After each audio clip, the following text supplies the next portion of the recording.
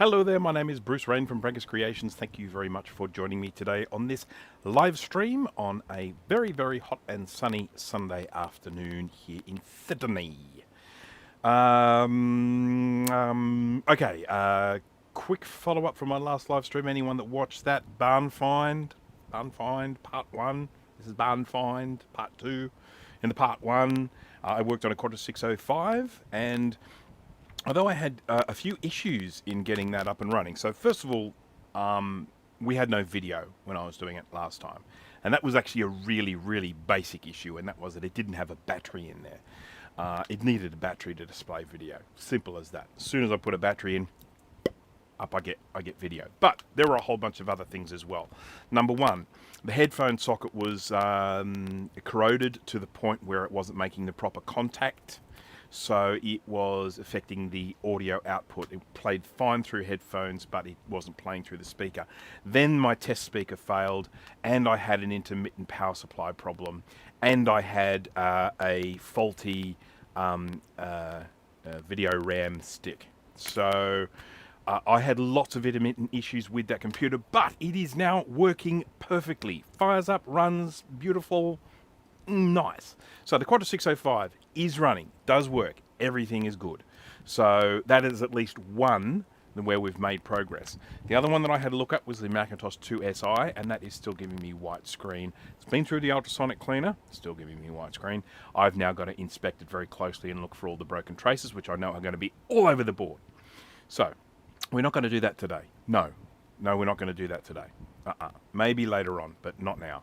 So what we are going to do today is we're going to look at an LC3. Now this one looks bad. So we'll just see what happens. Thank you for the compliments on the teaser trailer. It was a teaser trailer I used for the last one as well, but it still works. It's still relevant. Now I need to do my normal hello to people, so I'm going to scroll back up here and I'm going to say hello to Jack68K, hello to the Orchard. I wish I could find an intact 605, even just the case. I have plenty of 475s, but I want 605 because the case is practically a unicorn. Yes, one thing I will say with this one that I got in the barn find, the case is more intact than any 605 case I've ever seen. Now, it does have one of the tabs broken off the top, though I do actually have the tab here, like that. So I could probably glue it back on again if I wanted to. And a few of these have broken off inside since I started looking at it as well. Because as I go to remove things, it's like, oh, I need to get hold of the speaker. I go to pull the speaker out, I bend this bit of plastic back to get the speaker off, crack. So, yeah. But anyhow, that's life. Thomas Armstrong, hello. Luke Davis, hello. I don't want to hear about your Dells and Compacts. Nuh-uh. What else we got here? Gibbertronics, hello. Sadmax356, hello. Oh, look at this PC talk. What's going on, people? What else we got? BC Jeffro, hello. Frank S, hello. Reed Reinfeld, hello. Dana is here, doing stuff as usual.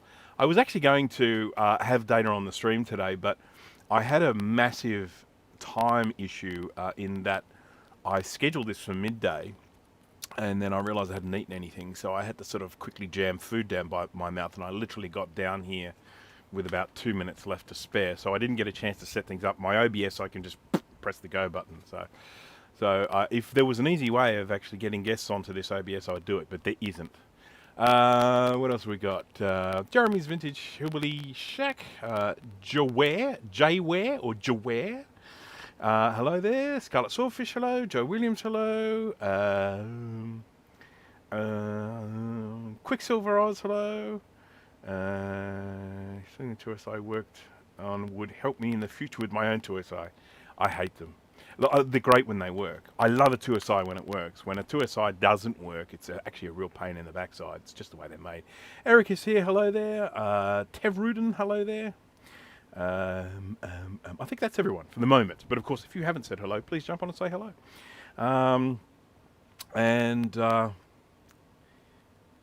Okay, looking. Shout out to all the Tink Different board members. Had a meeting with them. Tink Different board meeting this morning. to go over Tink Different stuff. Just a reminder to everyone, Tink Different. If you haven't been there, check it out. It is it's tinkerdifferent.com. It is sort of an online sort of tech forum. A lot of great people on there. A lot of very clever people. And these days, when people contact me and say, "Hey, I need help with a computer," I say, just jump on to Tink Different. It's the best thing to do. There are people on there that are a hell of a lot smarter than I am. I know there's a saying, it's, if you're the smartest person in the room, you're in the wrong room. So whenever I am with the Tinker Different people, I always know I'm in the right room, because I am very far from the smartest person in that room. There's some real clever that goes on in there. Alrighty. So anyhow, I mentioned before that we're going to be looking at an LC3. This is the interesting thing about an LC3 is for ages I didn't have one. I had an LC2. I think I managed to get hold of an LC1. It wasn't the one I wanted, because there are two different types of LC1. There's one where there's a little slot on the side where you had the option for a dual floppy version of it, and then the later one that came out didn't have a dual floppy option, and so they then made the case with the thing filled in. And the first LC that I got had it was just a solid case, so it didn't have a dual floppy version. And then the next one I actually had the case with a little slot for the dual floppy, and so I've now got the two LCs that I wanted, but I didn't have an LC3 for ages and ages and ages. And now I've got like lots of them. So for some reason, LC3s just started falling out of the sky. I got hold of one. I might have bought it in a lot or something like that, and then I had someone else send me some repairs, and they paid for the repairs by giving me some old Macs, and an LC3 was one of them, so I had got that one. Then I got an LC3 board, which I haven't even bothered to fix. It doesn't work. And then I got this one. So I think that's like, I've now got 3 whole LC3s and 1 just board and power supply. Oh, have I got static? Have I got static? Is it? I bet you it's this. Bet you it's the cable. I'll try and make it better. Let me just check and see. I've got the air conditioner on. Is that the problem? Yeah. Well, I can say that when it comes to that whole thing about being in the wrong room, yeah, I would say that one of them is definitely in the wrong room. It ain't me. Well, one of them is. Okay. Give a bit of static feedback. Okay, let me just see if I can play some audio. I'll listen to it. So let me just go here to. Was it this? Is this thing I press? Yeah, it's this thing. And then I go here to road, because I'm connected digitally here. It's a wireless thingy, but I am connected digitally. So monitor and output. Hello, testing. 1, 2, 3. That sounds okay to me. But we'll see how we go. Figure out the problem with the oscilloscope kit. No, I did not. What I am actually going to do with that is I'm going to buy a second one so that I can do some comparisons. What I did do is I pulled out my proper oscilloscope and I went and did a whole bunch of tests on it. And interestingly enough, the instructions for the kit has a whole section on troubleshooting. But it doesn't have anything about troubleshooting this issue. They've got troubleshooting of, the thing's just not starting up, it's not loading.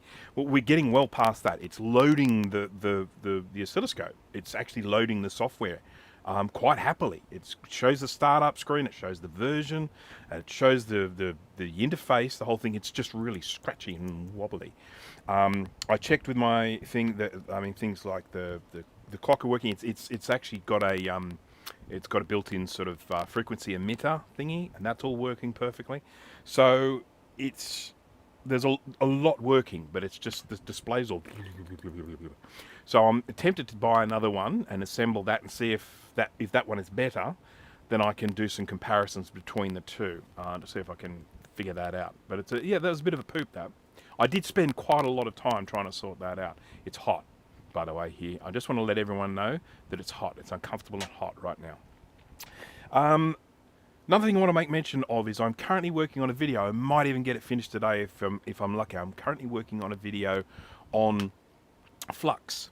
I did a video 2 years ago, around about 2 years ago, a little under, where I had a situation where I had ordered some flux and what arrived was different to what I was expecting, and it had actually turned out that there was a new manufacturer of Amtech flux for distributing on Amazon.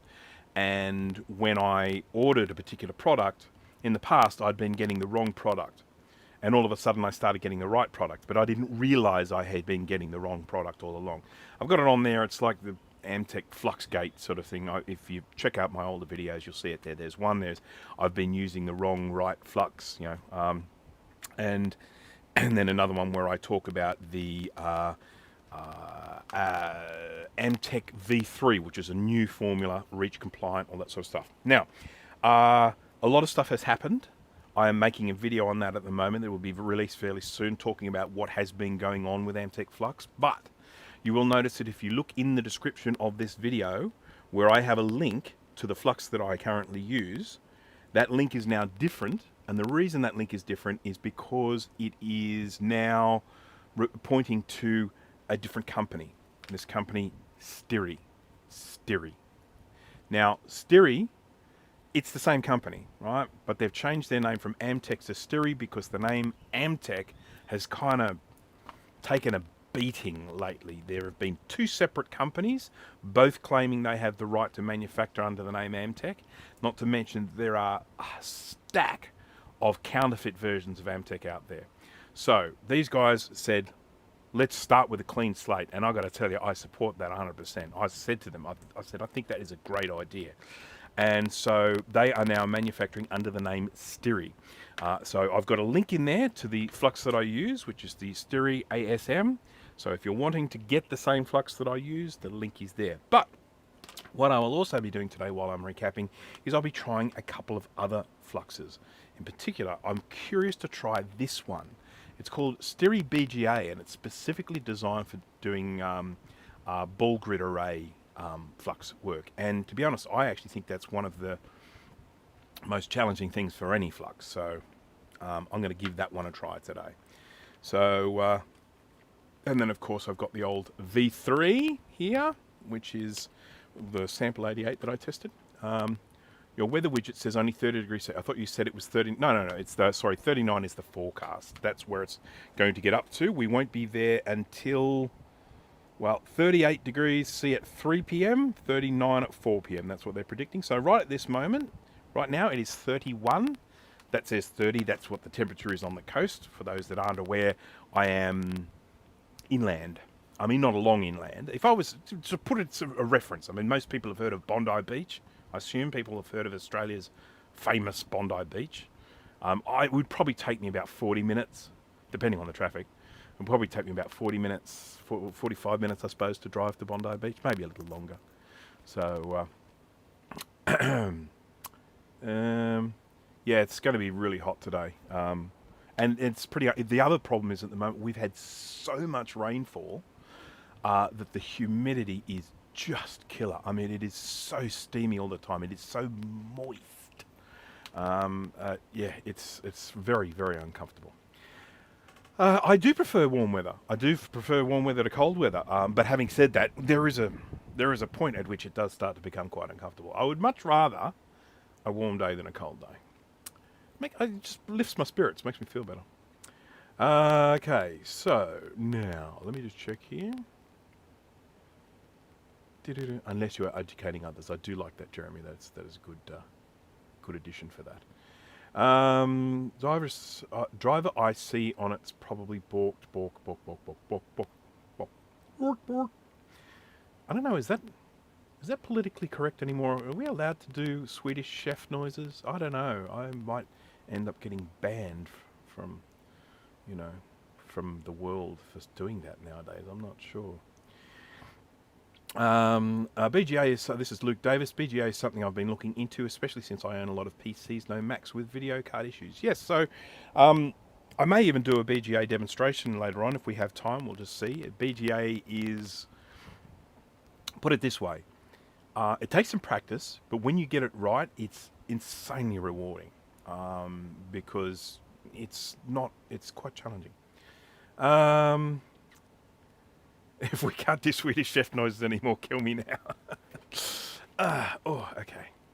Humidity is the worst. That's why I moved out of Florida. Yeah, it's not always like that here. I mean, here we do have humidity at times, but we also do have very, very dry summers. And like, for instance, in 2019, the summer was so crazy dry. It was just amazing. These humid ones, they're a bit of a suck for 3D printer filament. But okay, so I also have these. These are also Flux, and I'm going to probably try these as well. So these are ones that come in a little tub rather than actually in a syringe. Well, I think we should probably get cracking on this thing, otherwise it'll never get done. So once again, we have, I think I'm zoomed in a bit here, so I might have to zoom out. I'll just try this side view. Yeah, okay, side view is pretty good actually. Gives us a little look at the lovely dust. Now, this apple, we've got a little burn there. I don't know what from. It almost looks like a rope burn or something, like maybe someone zipped a rope past it or something, but there's a burn there. And we do have a crack, which is not uncommon, because what people may not realise, even though this looks very similar to an LC2, the case, it's different plastic. LC2 is pre-spindler plastics. They're quite strong and sturdy. LC3 is post-spindler plastic. So these are the ones that are made with the new formula that are much more likely to crack. So that's the situation with the LC3, and that's one of the reasons why I have an LC3 board with no case. So there's the case with all of our lovely dust. Shout out to anyone from Windsor. This is where I got these from. And then inside, this did have a hard drive in it, not the original drive, but I have taken that out. I took it out to check and see what content was on it. We've got the little plastic thing busted off here for holding the fan. Again, spindle plastics. We have got this speaker here, which can stay here for the moment, but if I do have to remove it, it will almost definitely break the little thing as well. Let me just make some camera adjustments here, because I will need to go top down soon. There we go. And then we've got our power supply, with which got quite a patina. You see all the patina there on that. Yeah, look at that. Lovely. Got a little bit of patina there as well.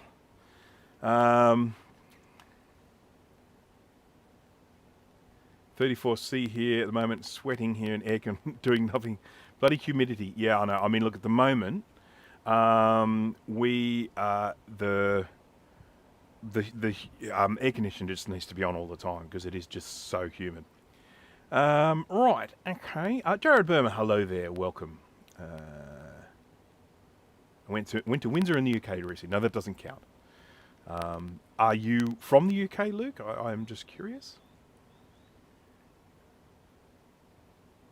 No battery. Well, the guy had the nous to remove the batteries of all of these ones that he had in storage. All of the ones he knew how to remove the battery. Alas, there were some that he wasn't sure how to access the logic board, and those ones did get some battery damage.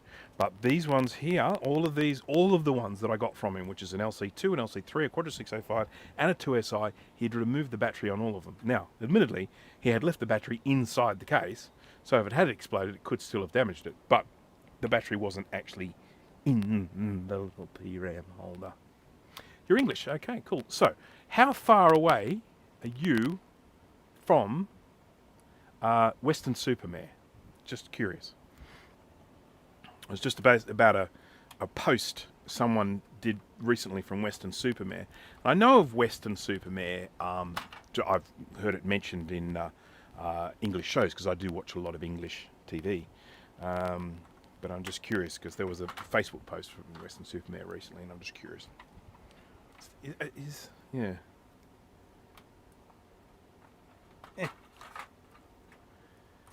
Barnacles. Yeah, it's as good a term as any. I can see on this there's quite a lot of corrosion around the pins of the 030 chip here. So this is a 25 megahertz 68030. I am most probably going to overclock this to go to 33. In case people weren't aware, but there was an LC3 Plus that came out. And the LC3 Plus is basically running at 33 megahertz. And there weren't many of them. I don't even know if they were sold out here. But you can theoretically go in and just overclock these. So that's probably what I'm going to do, because, well, why not? Okay, I got that off without breaking it. Yay! Yay! Oh, shivers and cheese and crackers and stuff. Bit of stuff breaking here. There's, oh, at least we've still got the little plasticky bit. So I can glue it on so I can break off from somewhere else. Okay, so this is meant to be stuck on and it's not. And I'm getting pretty fed up with this. I might just throw it away. Can anyone think of a good reason for me to hang on to this? Anyone? Bueller? I think I'm going to turf it because what a piece of crap. Nice, SCSI cable, all good. Originality, yeah, okay.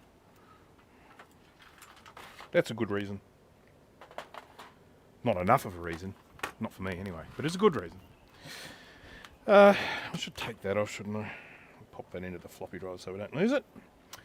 Alright, here is the board in all its glory. I'm going to zoom in a little bit so that we can take it in.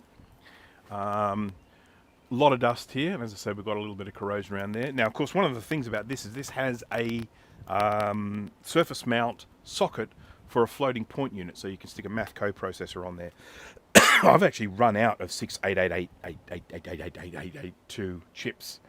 I probably need to buy some more because I like to have them on hand if someone sends a computer to me and it's an LC2 or an LC3 or a Color Classic or whatever, and it doesn't have an FPU in it. I sort of say, hey, for an extra $10, you want me to stick an FPU in it? And most people just say, yeah. They say, what are the benefits? And I go, I don't know. And they go, yeah, do it. Our shielding went out with analog TV. Yeah, I'll be honest. I just don't bother with RF shielding. If I can, if it's part of the structure of the thing, but if it's something that I can just do without, I'll just piss it off. Who cares? 197 miles away in Essex. Okay, no worries. Now I know where Western-super-Mare is.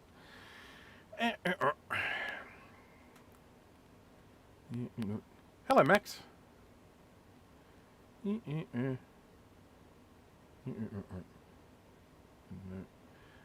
Is it? I'm not quite sure how to pronounce your name. Tomu. I'm sorry about that. Hello from Mallorca. Hello there.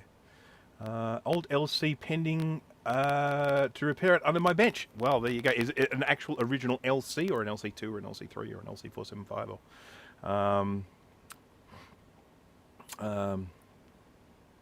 Oh, you're in Essex. Okay, it's 197 miles away from where you are in Essex. Ah, there you go. Thank you. Okay, good. Because this is all stuff I could have just Googled, but...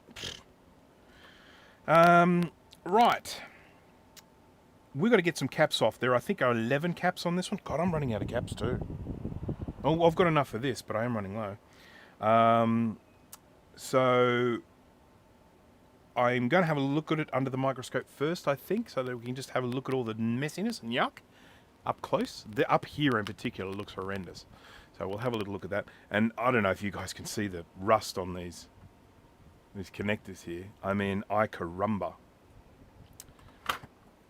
Right, and stuff living in there. Cool.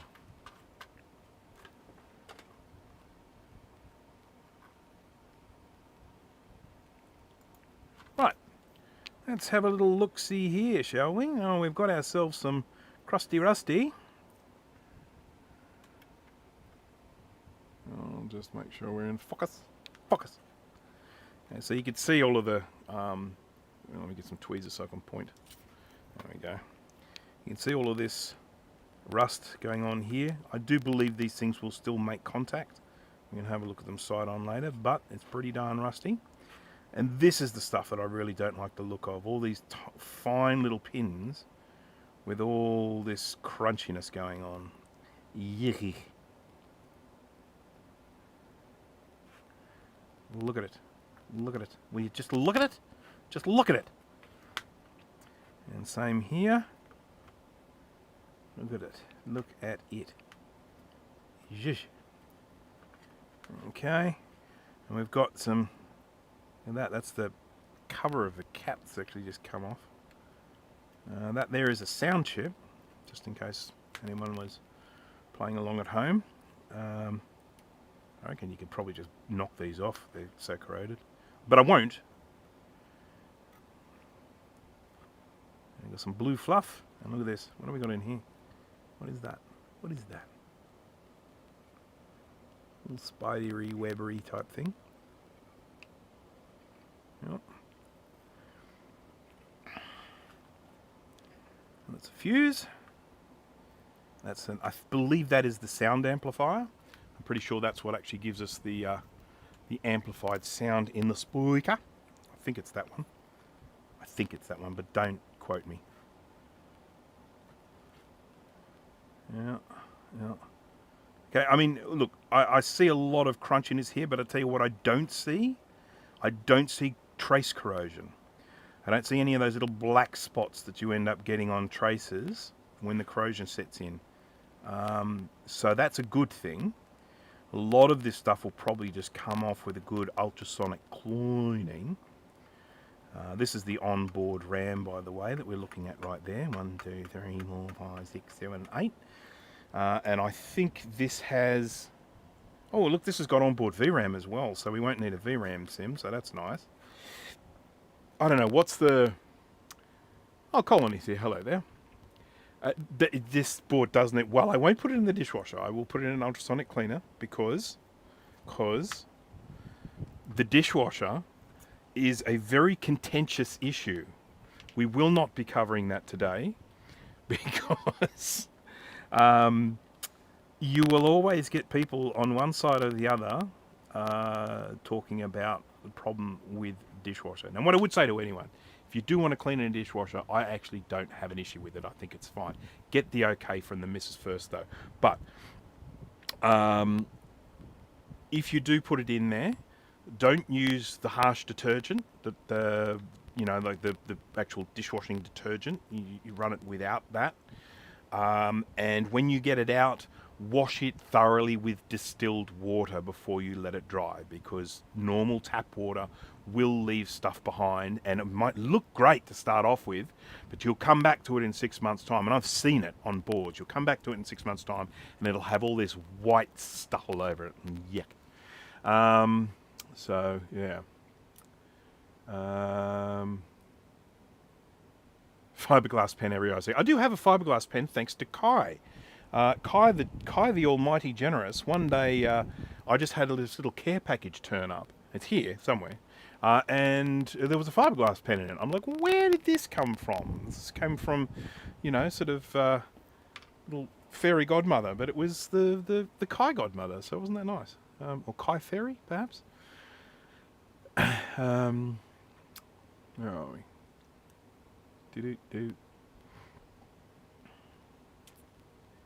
So I have, just obviously mentioning, I have 2 ultrasonic cleaners here. There's this one here, it's a little 10-litre one. It's what I generally use for these smaller boards. And then I've got a great big one here. It's a 30-litre one. This works with the really big boards. This will even clean a Quadra 900 or 950 board, or a 9500 or 9600, whatever that. It will clean those really big boards. So I can get that in there. I can get 2CI, I can get Mac 2, 2X, 2FX into this. But also, if I'm doing a bulk lot, I can actually stack a whole bunch of smaller boards in there. Really, really happy with this one. I did do a review on this. So if anyone wants to know about that, I did a review. And of course, if anyone wants to know more about ultrasonic cleaners in general, I have a DIY ultrasonic cleaner video. Check that out in my featured items. And I go through and explain how an ultrasonic cleaner works, all the technical stuff behind it, why it works, what the limitations and stuff are. And then I did a second DIY ultrasonic cleaner video where I actually turned a laundry sink, into an ultrasonic cleaner. And that has actually turned out to be a very, very useful item around the house. So, yeah. Okay. Did you hear about these people that are sticking their toilet seats in the dishwasher? So I saw some social influencer was doing it. I'm sure it's fine, but it just sort of seems a little bit unsanitary to me. But anyhow. All right, let's get my little magic dusty brush. Now, although this looks like a blush brush, it's not. It's my special high-tech cleaning dust brush. Sorry, I've just got to get the top view here. And I basically just use this for cleaning dust off boards, and it does it very well and gently. It's probably not anti-static. I'm probably building up massive amounts of static electricity in this thing at the moment. But, you know, noisy car going by. It does make quite the difference. I mean, when I'm finished here, you'll go, wow, I can't believe it's the same board. I can't believe it's not butter.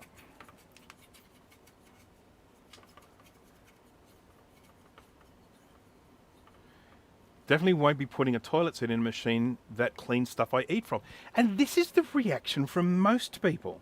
But isn't it interesting that there are some people that have done this and posted on social media about it, or TikTok or whatever, that just are fine with it. I guess from a logic standpoint, I'm guessing that the hot water in the dishwasher would kill any bacteria, and it's probably quite safe. But there is definitely, I really can't blame someone for sort of thinking, no, I do not want to put that toilet seat in the dishwasher with I mean, they don't put it in with, they put it in with nothing else in there. They don't put it in with plates and dishes and stuff. I put my 2FX board in the dishwasher years ago before it was recapped. It was fine enough to do testing before I sent the board off for recapping. Excellent. Did you get it recapped? Is it working? Is it fixed? Is it good? Just going to jump across here very quickly because in OBS I can't actually see how many people are watching. Okay, my little thing here says 42. So to all of you, hello there. If you haven't jumped in and said hello, please do so. And a reminder to anyone who's watching with my live streams here, always the same. So I do my pre-recorded videos and I do my live streams. Typically on my live streams I'm either building a kit or I am repairing a vintage Mac. And I always welcome questions. If anyone has any questions about what I'm doing or why I'm doing it or why I do it the way I do it, please always just jump in. Or if you have any questions about something, a project you're working on, if I can answer it, I will. Oh yes, I better do the thing, hadn't I? I'm going to do the thing. You ready? You ready? Smash that like button. I'm guessing that was pretty loud.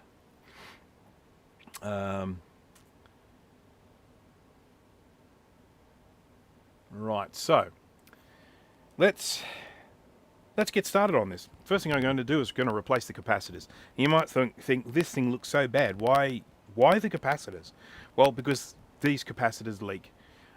These are surface mount electrolytic capacitors. They are prone to leakage. That's just what they do. When you know that there's a 90% chance that these capacitors are out of spec or not working at all, it makes very little shivers. It makes very little sense to me to try and diagnose something when you know there are components on the board that are probably bad. Replace them first and then do your diagnostics. Just a more logical way of doing it. Why isn't this coming up? Why isn't this coming up? I want some iso alcohol. It's not coming up. I'll just top up the bottle. So this is isopropyl alcohol I have in this dirty little jar here. I've actually got a clean one. I could swap it over if I want. I buy my isopropyl alcohol in big bottles, 5 litres at a time. It's quite inexpensive when you buy it that way, if you can find a chemical supplier nearby. I actually have 2 chemical suppliers nearby, and I'm probably going to go with a different one next time. I've always bought from these guys before, but the other one that I've come across is even cheaper than these guys. So I'm happy with that. Cheap is good. But isopropyl alcohol is great stuff for you doing any of this sort of work. It's just really good for cleaning things. Don't drink it though.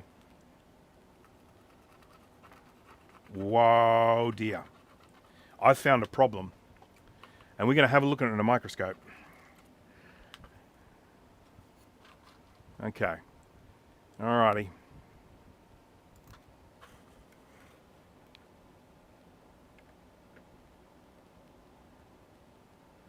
Anyone else seeing that?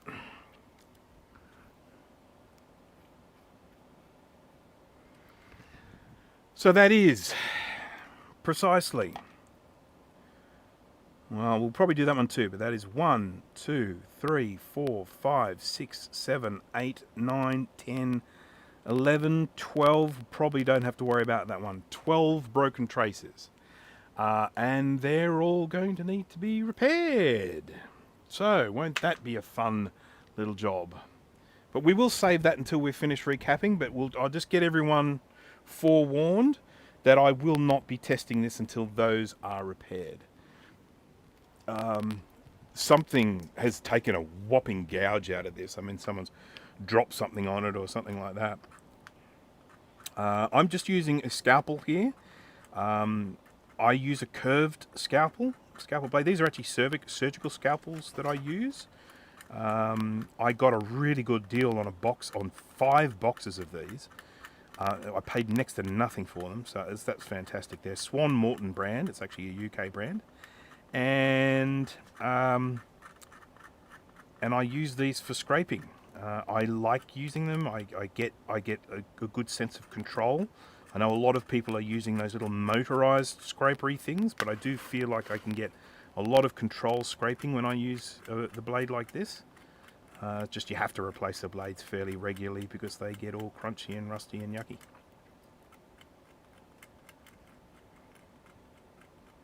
They're nice and clean. The biggest issue I'm going to have with these repairs is that they're very, very close together. So as I do each one, I run the risk of undoing the one that I've just done.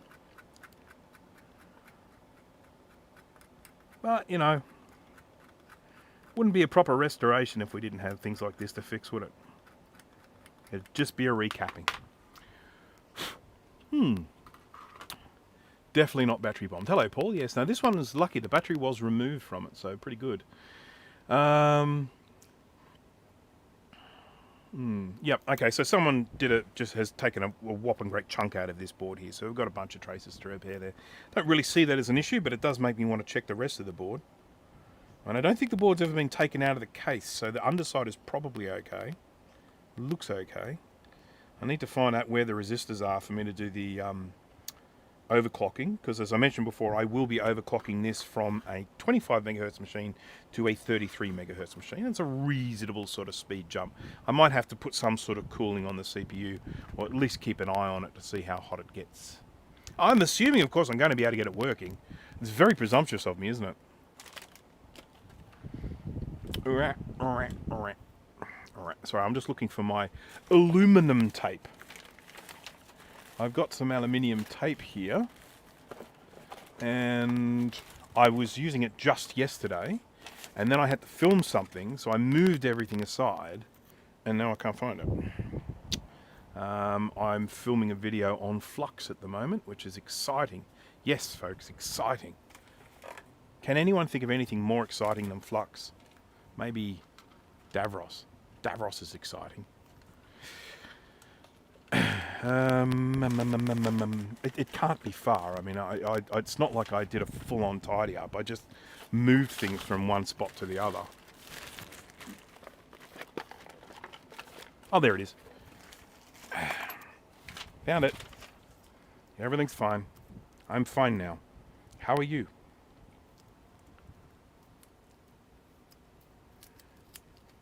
Aluminium. Aluminium. That's how we say it here.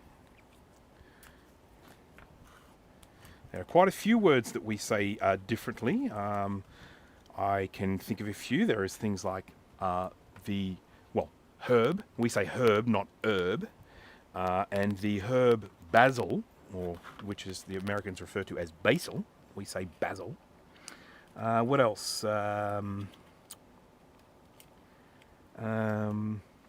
We call oregano.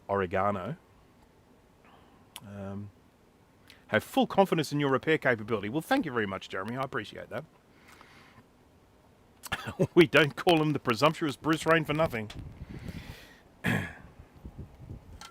Okay, now I'm going to hit this with a hot air station to get these caps off.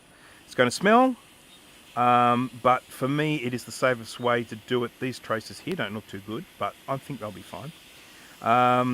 But yeah, it doesn't smell too crash hot, but I think it is the safest way to remove these caps, doing minimal potential damage. I get lots and lots of messages, because I did a video a long time ago about repairing broken traces and repairing torn pads. Now, admittedly, I wasn't really repairing the pads, I was actually replacing them, sort of thing. So, as someone pointed out, they said, Excuse me, sir, but you're not actually repairing the pads. You said you're repairing the pads, but you're not. So I need to be more careful about what I say. I didn't actually technically repair the pads. I've got a mouse here right next to the hot air station. It's probably getting melted. There we go. That's better. All right. So, yeah. And anyhow, I get a lot of people contacting me telling me that they have removed a pad while they're doing work on a board. And this is one of the reasons why I use hot air, is because it is remarkably easy to remove these pads by accident. Oh, that smells, that one. That one really reeked.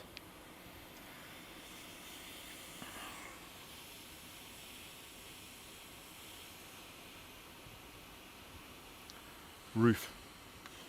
Roof and roof.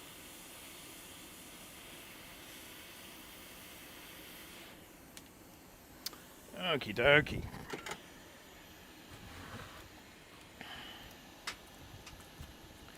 And of course you also get, I should also mention, if we're talking about Australians saying things differently, I should mention how not all of us, but some of us do the old hello thing. Hello. We do make fun of people that speak like that out here, but there are plenty of them that do it. I know.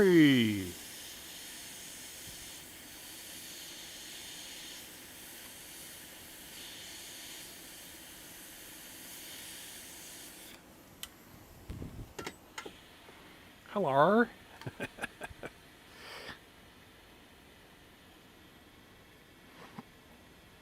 I did actually make a mention of in my beginner's guide to soldering video that there is an argument to be made for pronunciation of both solder and solder.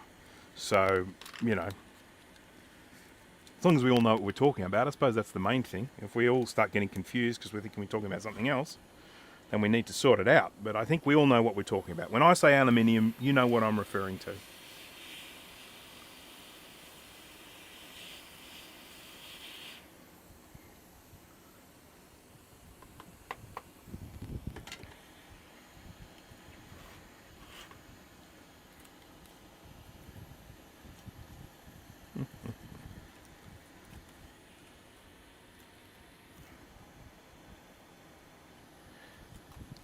Now Dana has just sent me a text message. Well, he's actually sent it to a group, and it's very, very relevant. And that is that Jay from the House of Moth is not here in the chat of this live stream. Now, Jay is the person that regularly, and mind you, he hasn't done it in a while, but regularly asks me, when are you streaming? So when I do stream, I do expect him to be present. And today he's not. There will be repercussions. And Steve did mention that he will be popping into the chat a little later on to say hello, because he is, I believe, having some din-din. And then he will pop in after his din-din. I haven't, before anyone asks what I'm making for dinner tonight, because I know some people do ask that of me, I have no idea yet. All I know is I am definitely going to be cooking something, I just haven't figured out what. I said to my wife, would you like me to do something Mexican? She went, I'm listening for a response. Would you like me to do something Mexican? Silence. So, okay, not Mexican then. If it takes you that long to respond to the question, then it's clearly something you don't want. So, no Mexican.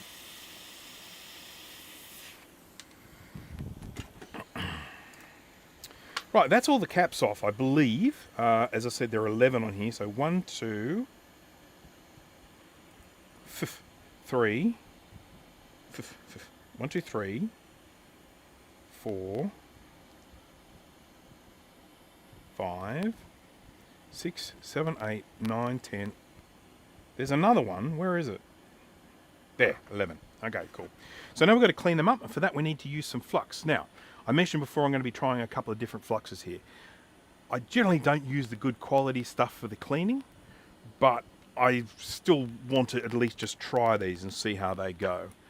Because often when I'm cleaning, you can tell how fast they burn away. So we'll start off with a baseline. This is ASM. This is the stuff I like to use. Steve has some trace repair to do too. He certainly does. If anyone watched his Quadra 840 AV stream, he's in a world of hurt, I'm telling you. Because, I mean, apart from everything else, there is a whole section of that board that has a tendency to have busted traces that he hasn't even looked at yet. And I don't think I have the heart to tell him. He probably already knows and doesn't want to be told. Alright, so this is the flux that this is my preferred flux. This is my flux of choice. Now, one of the reasons why I like this flux is I like the opacity of it. So as you can see, it's kind of a whitish color, and it's sort of see-through. It's not completely transparent, but I can certainly get it. I can make out what's underneath it. Sorry, I just got a cable here. What's going on with this cable? Oopsie.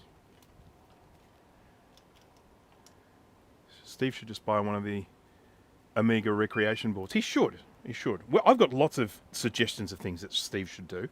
He listens to some of them. Doesn't listen to others. Okie dokie. Because he's got that Amiga board at the moment, doesn't he? It was the 2000, so they've got a recreation 2000 board.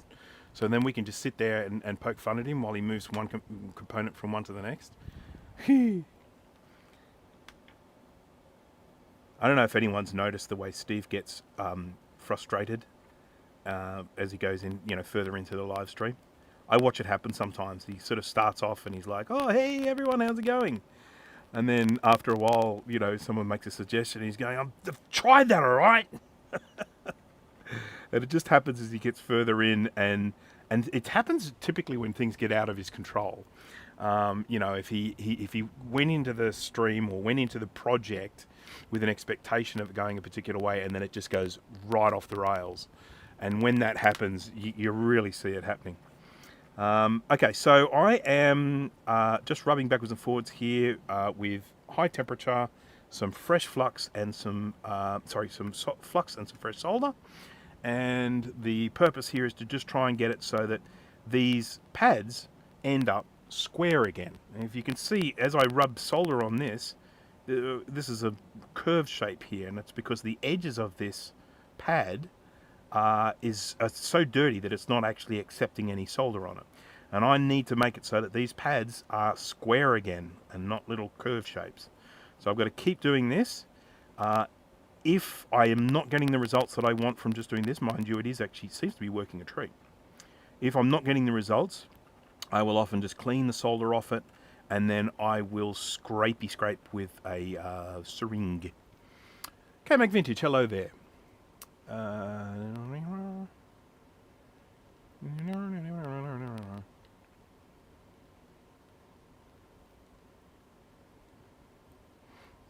Vintage Macs never work out like you expect. No, this is indeed true. I mean, I'll give you an example, where you might have a particular computer and you go, "Oh, I know what that is. That's this. It just needs this. It needs a replacement one of this." And then you get that thing, and then you go sit down and you replace it, and it makes no difference whatsoever. And you're like, "Oh, craps."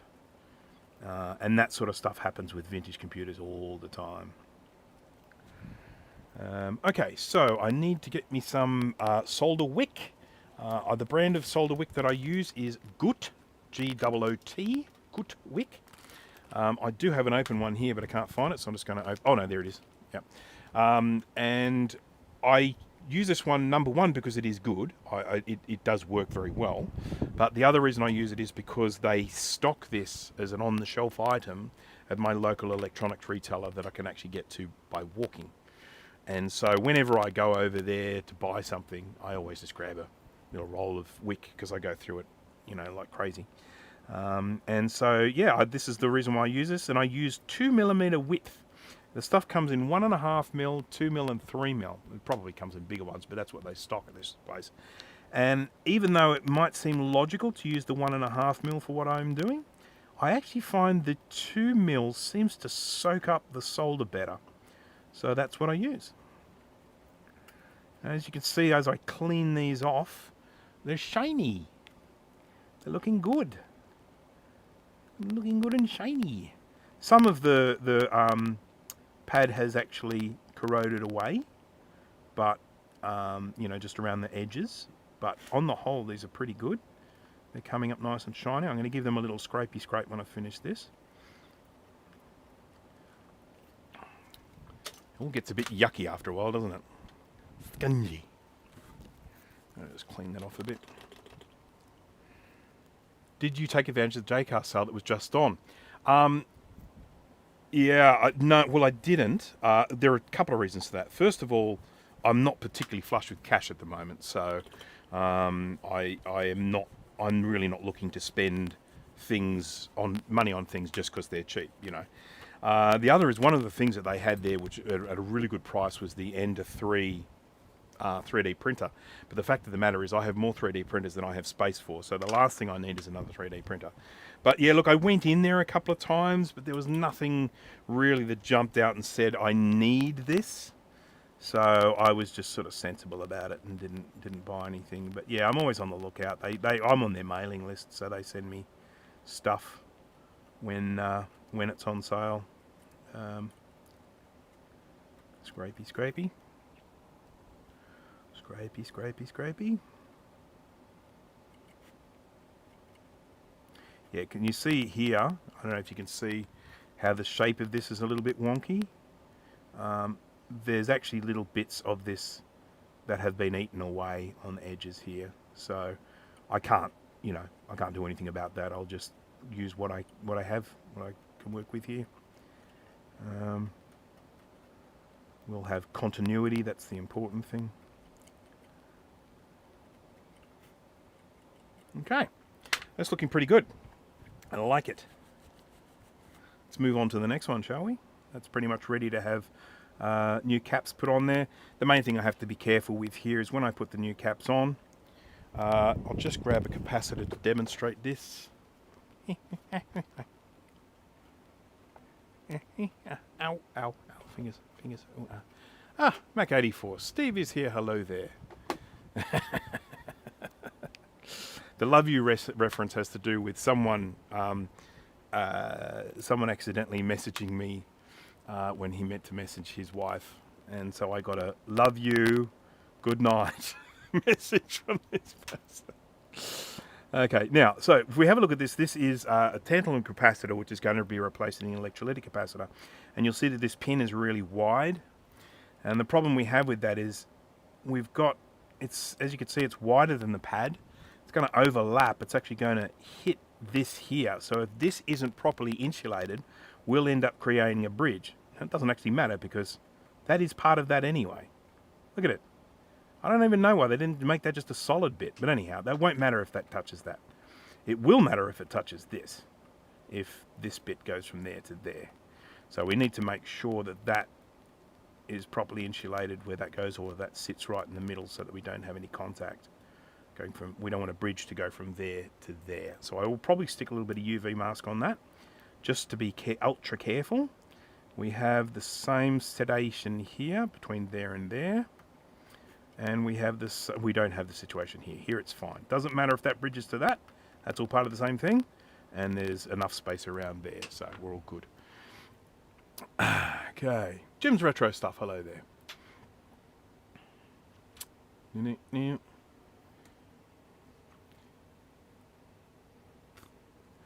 So I just want to say something, The Orchard. You're talking about the Quadra 840 AV, and the fact of the matter is that depending on the computer and depending on how it's been stored and depending on whether it's been recapped and had battery removed and all that sort of stuff, an 840 AV can be a nightmare. It really can be.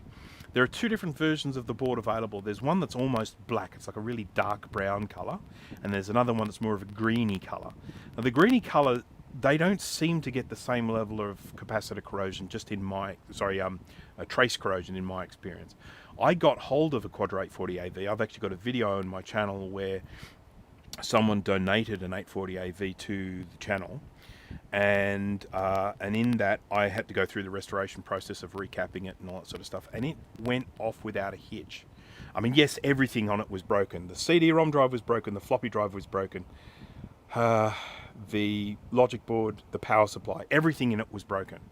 But in terms of getting the logic board working, I was able to recap it, and it just worked. Pretty much, I think I had one damaged trace that I had to repair near the digital signal processor. I think that was about it. And so in that regard, they can actually go off fairly well. And if you get one that's been recapped already and stored reasonably well, you're probably fine. But then on the flip side of that, I have another 840AV board here that someone sent me ages ago. I probably should just send it back to them. Where there is like there are trace breaks on almost every pin of the VRAM chips, and it's just it's a nightmare to work on. I mean, you talk about hours worth of work, and even then it may not work because you may not find them all. So anyhow, it's a mixed bag is what I'm trying to say with the 840AV. All right, I might just put the UV mask on this now, just because of the wonderful things he does.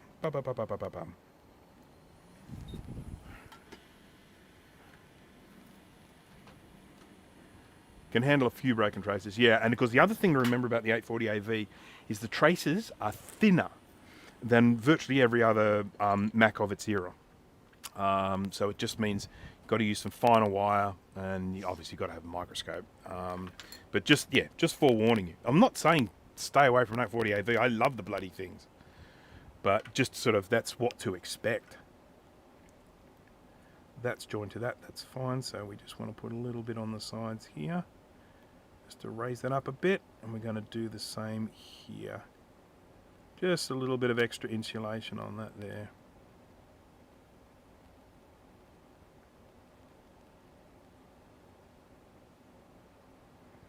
Great. Oh, that's wonderful.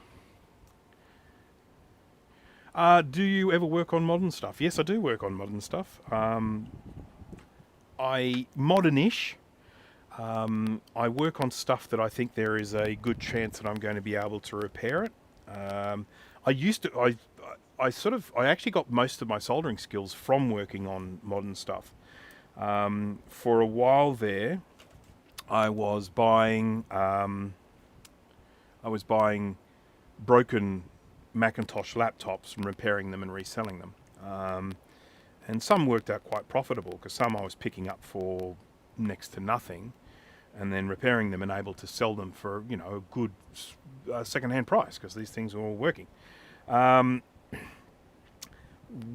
When I stopped doing that, when other people started doing the same thing, there were lots of other people that started doing exactly the same things I was doing, buying busted Macs, then repairing them and then reselling them.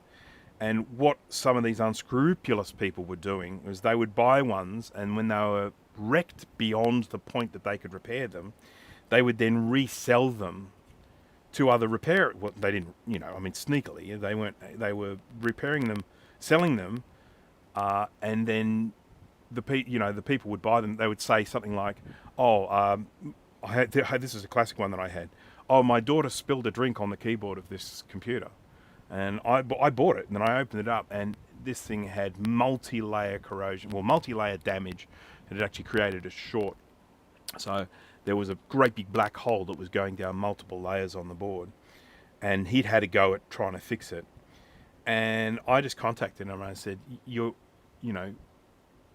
were trying to repair this, and you were selling a repair that you failed with? And he said, oh, no, I don't know what you're talking about. It's just my daughter spilled a drink on it.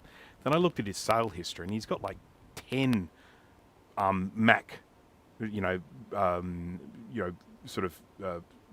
not working Macs that he sold in the past. And I said, oh, so all these other listings, did your daughter spill a drink in these ones as well?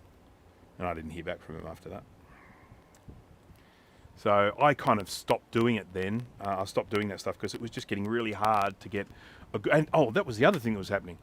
These broken Macs started selling for close to non-broken prices. And it's like, well, there's no... I might be able to flip it and sell it, but it might be beyond repair. I'm not going to take that risk. So, you know, it was around about that point that I just said, nah, this is getting too hard.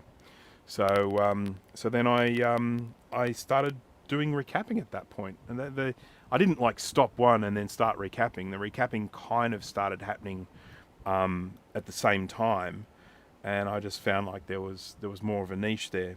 I do it now mainly just for recreation, not as a business, mainly because I just don't have time. Website design work, you using any frameworks, and what are your favorites? So I am, the short answer is no. I basically just code the old fashioned way with PHP in a text editor. I use BB Edit. And I don't use any sort of fancy frameworks or SDKs or anything like that. And it's because I am, I don't know, old. For reason, I'm old. I'm stuck in my ways. How about that? I probably should. I freaking hate fixing iPads. Dana just made mention of that. Can heating up capacitors make them work for a short period? It sure can. It can actually make them work while they remain hot. Some of them, for sure.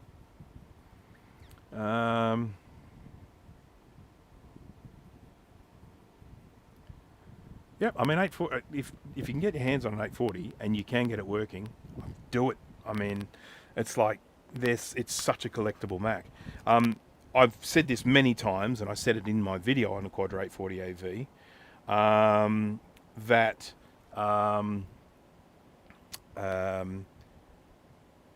I used to work with an 840 AV at the company that I used to work for, and they were the bomb. They were so good. They were so fast. I mean, I just have such fond memories of the 840 AV, and of course, the other thing was recording video with them. That just to blow my mind. You know, I'd hook it up to a VCR and bring something across from the TV onto the Quadra 840 AV and edit it a little and stuff like that. I just thought that was amazing. So I'm going to try a different flux this time. The last time I used that ASM, I used that as a sort of a point of reference of what I actually like about that flux in terms of how long it stays around on the board, around how long it stays effective, its viscosity, its clarity. So this is another one I've got here. This is the BGA one. I'm really interested in this because they are selling this as one that is meant to use for BGAs. So I just want to see what it's like.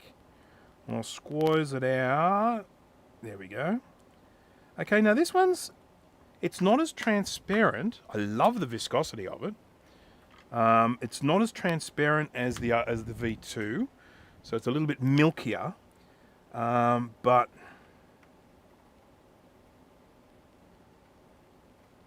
it seems to be hanging around reasonably well.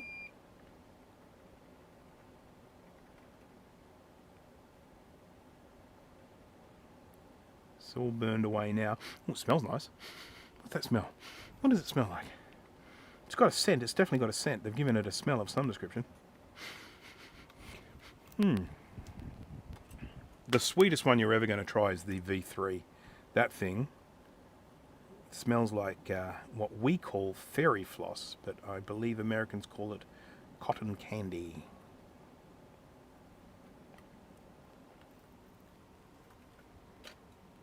Smells like happy poison, yeah.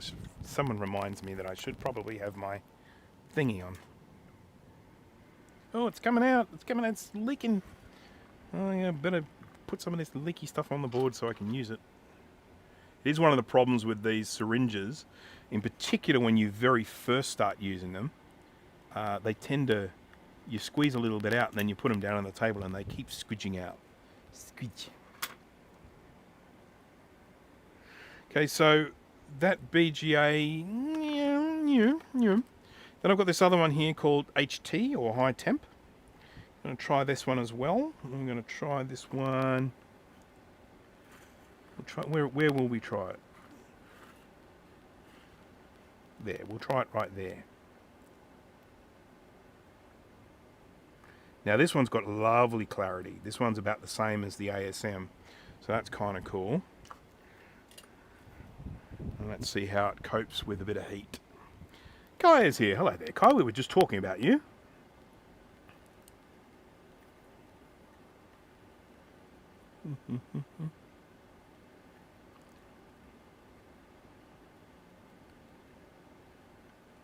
Okay. There you go. This one, this is quite good. I like this high temp stuff. It seems to hang around really well. See the way it sort of keeps dribbling back onto these pads rather than burning away, rather than sort of receding from the heat. It's kind of flowing back onto it. So I definitely like that. Oh yeah, that's great.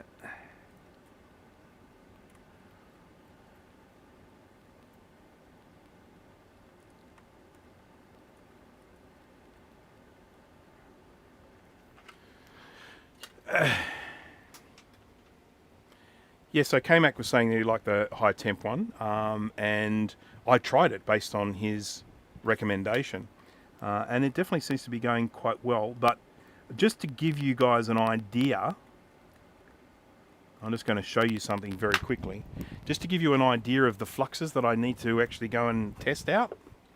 You ready for this? That's what I've got. So there's a lot of testing to be done. They gave me 5 of one of them. I don't know if that was a mistake. It's called Enigma. And this is the V3 here. Then there's a medium temp. What else have we got? All of this stuff has UV tracer in it, by the way, as far as I can tell. Hydra. They got this Hydra range, and that's their water soluble. So they're apparently a lot easier to clean off. That's something I will be testing as well. Here's the V2. Here's the original V2. Let's try this as well. This should always get used in a comparison. I think I'm running out of the little screw-in bits, the thingies.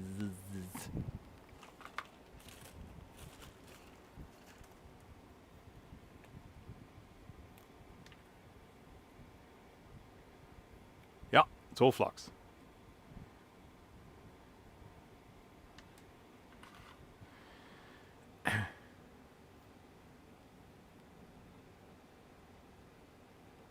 Okay, I'm just checking the chat here. Tried sleeping for the last hour or so.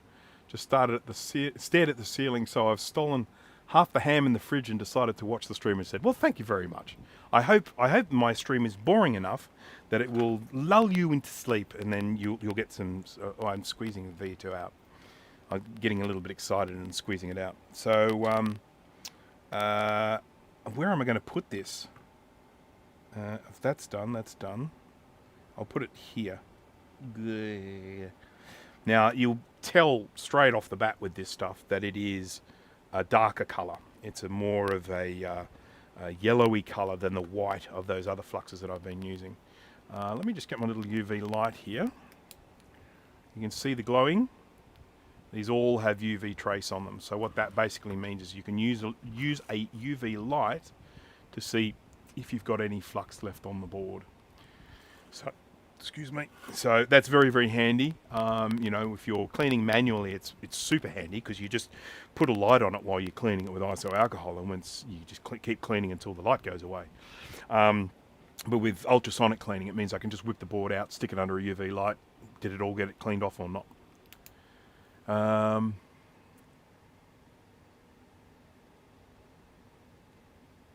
Oh, hello to Lou. I haven't seen, I saw Lou. We had a meeting this morning with the Tink Different people, and I could see Lou walking backwards and forwards in the background. So hello to Lou. Oh yes, Steve. You need to see this. Sorry. And everyone else who has joined us recently. This is what we have to do when we've finished recapping. Dun dun dun dun dun dun dun. Da da da da. Da da da da da. So that's what's going to happen when the recapping is finished. But anyhow, let's move on to here. So I've put quite a that's about a what is that? 1.5 Rossmans of flux on there. And now we're just going to clean this away. Because this is so dark, this is one of the reasons why I'm not a fan of this flux. In terms of its effectiveness as a flux, it's great. It's a good flux. It does all the fluxy things the flux should be doing. But I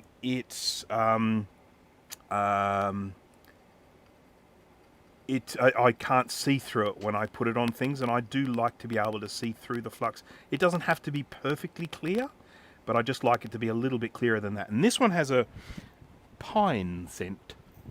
Now, I'm not saying you're going to start using this instead of your antiperspirant, but it's certainly a more pleasant smell than some of the other fluxes that I've worked with. There's some, for instance, I've had a whole bunch of fluxes that I tried before. There's one, is this it here? Yeah, this is it. No, it's not this, it was a different one. That just reeked. Oh man, it was awful stinky stuff. I've got lots of flux here, by the way. I suspect I won't need to buy any flux for a very long time. At least it won't get wasted. That's one thing I will say.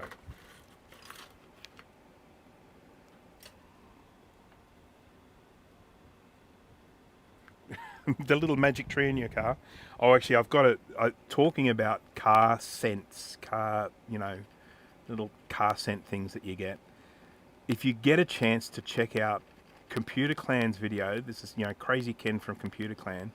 He did a video of this device that's meant to make snow melt off your car.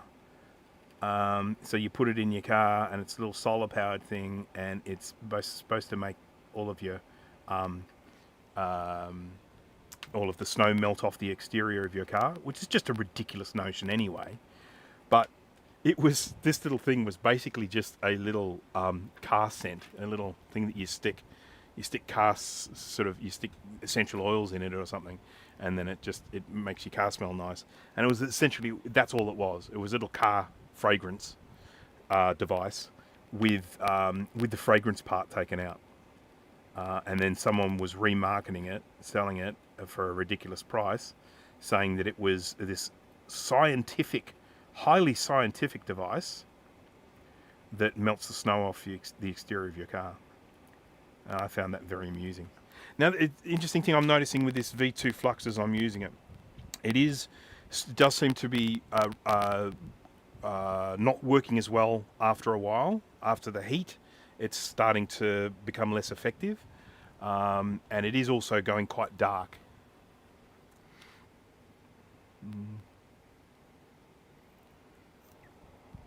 It's quite warm here, by the way. Is Bruce audio crackly, or is it just me? Don't say that, Steve. Is my audio crackly? I don't want to hear about crackly audio. Audio's my nemesis. Bad audio. I can't stand it. I can't stand bad audio. It frustrates me, so I don't want to put other people through it. Okay, I'm going to clean some of this gunk off, and then I'm just going to give these pads a little scrape, because these ones are particularly bad looking. Scrapity scrape. Seems to be crackly every few seconds. Why? Why?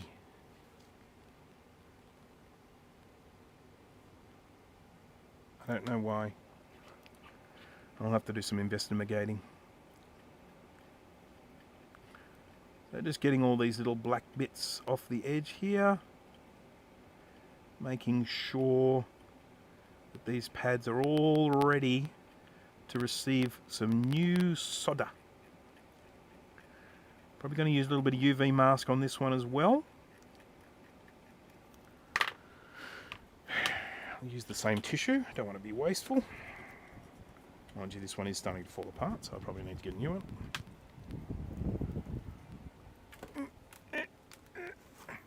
Be good if those tissues were a little closer to me.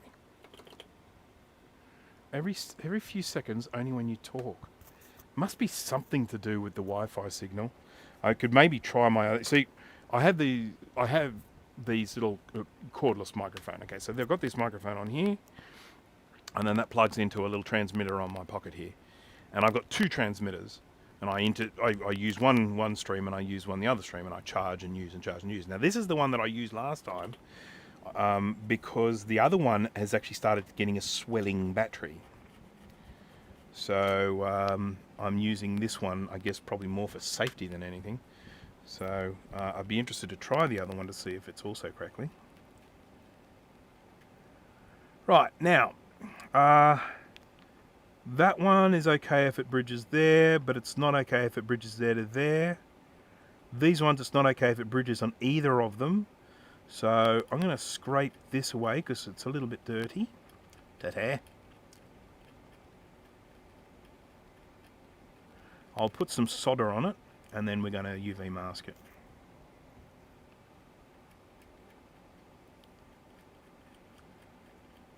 Often what happens when I have audio issues with my live streams, there's not much I can do once I'm rolling because it's very hard for me to actually hear the audio without it completely stuffing up, you know, with echoes and all that sort of stuff. So it's something that I kind of need to do, I need to diagnose when I'm not actually streaming.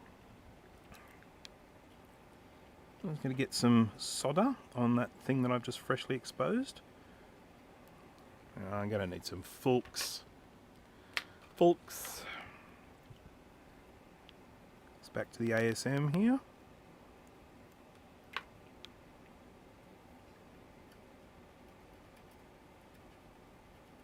Geez, Flux makes a difference. Far out. Far out! It makes such a big difference. There we go.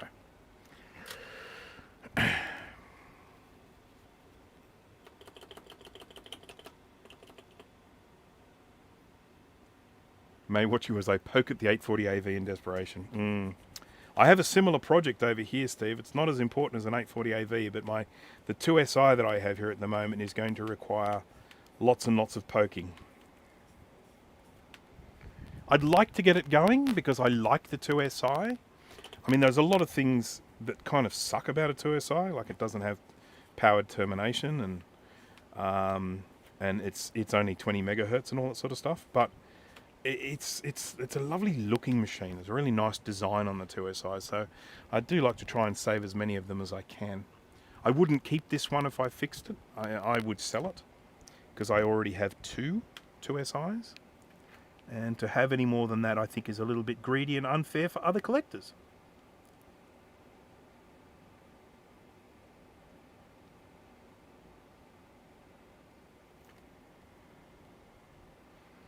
And no, I'm not trying to cause offence to anyone who collects lots of things, but it is a different landscape over here in Australia. There aren't the same quantity of a lot of these old Macs as there are in the US. Getting hold of a lot of these Macs can be a lot harder. I mean, if someone's saying, oh, you know, I wonder what I should charge for this, and you go, oh, have a look at the listings on eBay. Have a look at the sold items on eBay, and there are none. Because they only hang on to those sold items for like 6 months or something, or 3 months. And there's just like none that have been sold in that time frame because they just come up so rarely.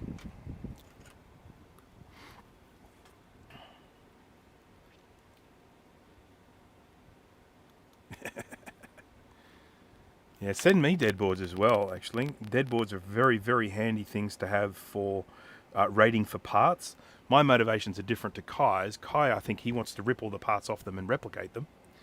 I mean, what do you think? Do you think a 2SI warrants a reloaded board? I mean, what are people's opinions on that? Do you think the 2SI is collectible enough that it warrants a reloaded board? Because I tell you what, there are a hell of a lot of them with damage. Excuse me.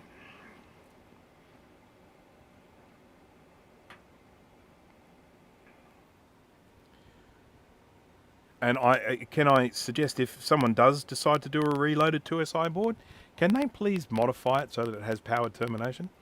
So that we can use blue SCSIs without a power cable? That's my request. It's an easy thing to ask for. That's all I'm saying. It's easy to ask for.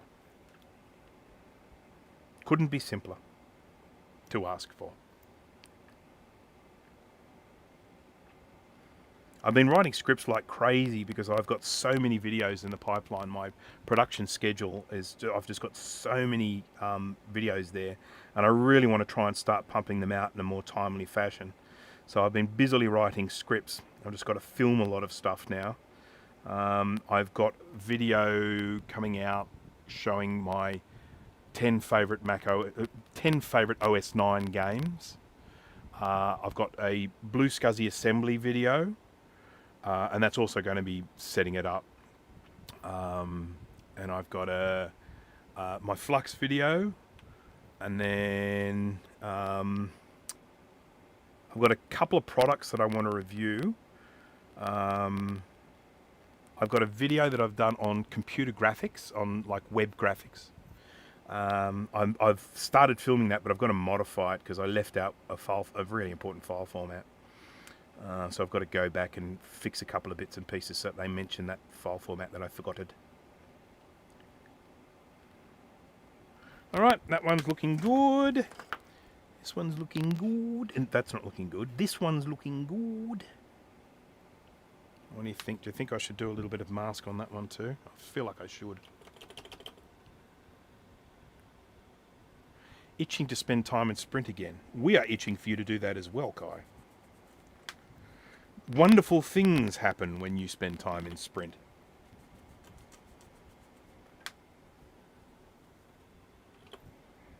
The world benefits when you spend time in Sprint.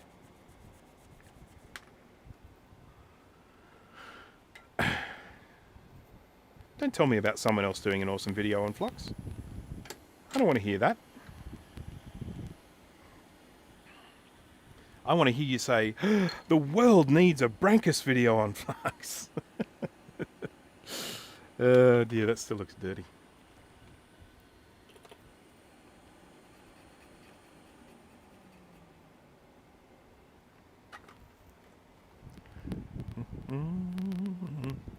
Oh, did you...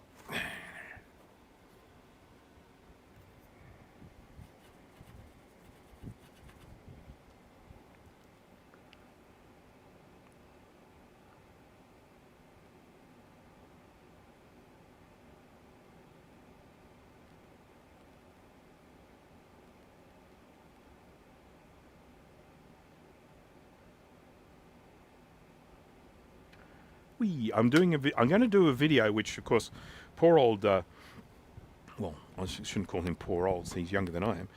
Poor young Steve, I have inadvertently got a planned video, which is something that he was planning as well. So we've got to try and find some way that we can either do a collaboration or do something where we can both benefit from this idea.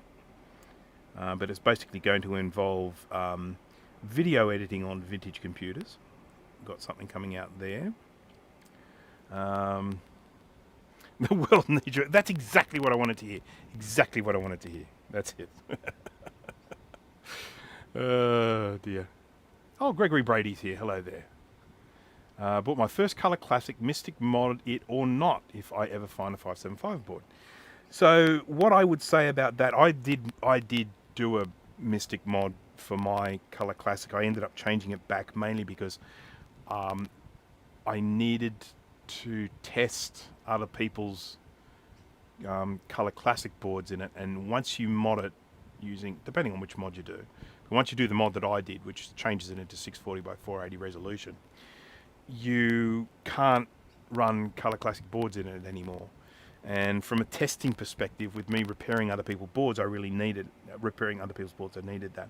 But having said that, there is something really awesome about using a Color Classic with 640 by 480 and having that extra speed. Because let's face it, even when the Color Classic came out, it was slow. So having it with an 040, which in my opinion it should have always had, it's actually a pretty usable computer. You can get some fun old games running on it and stuff like that. So I think, yeah, there's definitely, I mean, if it's just for yourself, then I would say, yeah, go and Mystic it.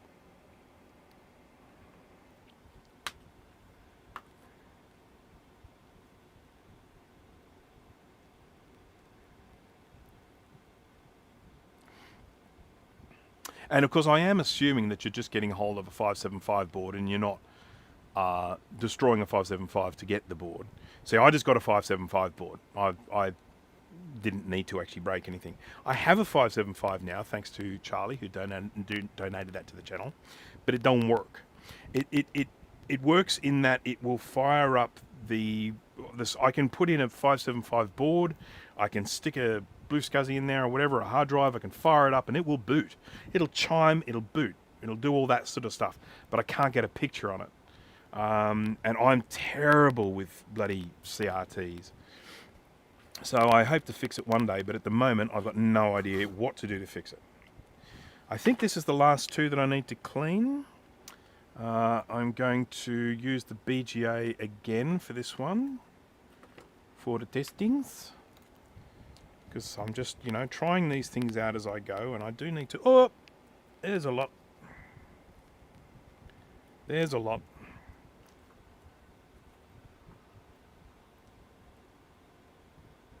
Oh, what's up in my picture there? Did you see that? I just went bright there for a second. Word.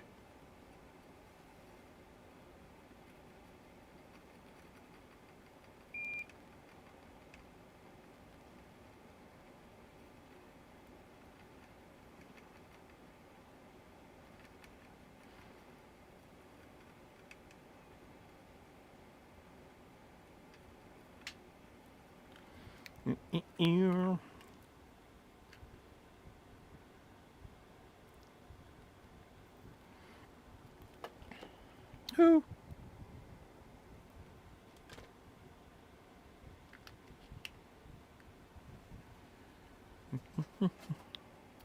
Right, let's keep working at this so that we can actually get this into testing phase in this video.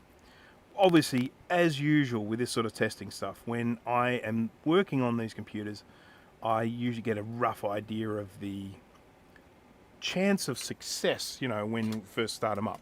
Now, because this one was so dirty and hasn't been through the ultrasonic cleaner, it definitely reduces the chances of this one just working.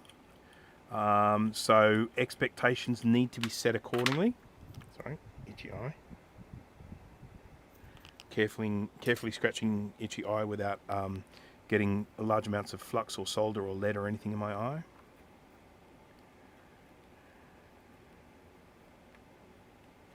Okay, those two are looking pretty good, but I do think we need to get some mask on them.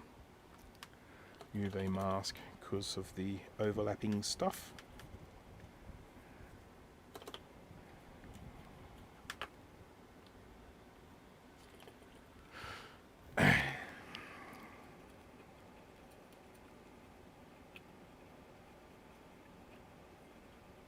I'm still on the lookout for good movies, by the way. If anyone watches a movie that they like, please let me know, because I keep wanting to go watch movies and going, ugh, ugh.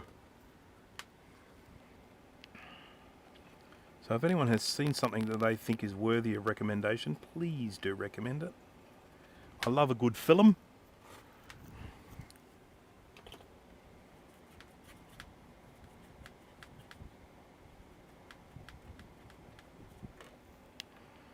Okay, that's looking pretty good. Whenever I'm putting the UV mask on, when I clean them up, what I'm looking for is I'm looking to make sure it doesn't look greasy anymore. I don't mind if it's if it's not perfectly clean, but I just don't want it to have anything that looks like it's oily or greasy underneath, because then the mask's just not going to stick to it. I put it away already. Have you seen Equalizer 3? No, I haven't. I haven't seen Equalizer 1 or 2, to be honest. Are they worth watching?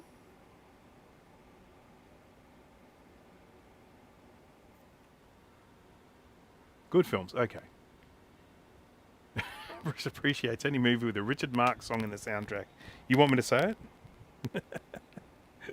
You want me to say it? Shall I say it? Oh, I'm not a big Dick Marx fan.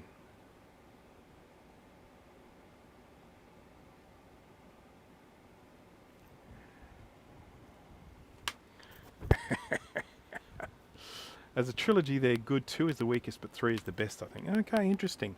So, one of the things that also happens with movies is most of the time, the only time I have to watch a movie is at night after dinner, and I tend to plonk on the lounge with my wife sitting next to me, and we go like, what are we going to watch? So whatever it is, it has to be something that she's going to like as well. Now, she's pretty open to movies if they are good quality, if they've got good character development, good stories, exciting, you know, character development, you know, that sort of stuff. So it's sort of got to be you know, it's got to, it can't just be sort of like explosions and stuff. Now, I'm not saying that's what Equalizer is. I haven't seen it, but it needs to have, you know, some dimension to the characters. The new Wonka is good. Ah, okay.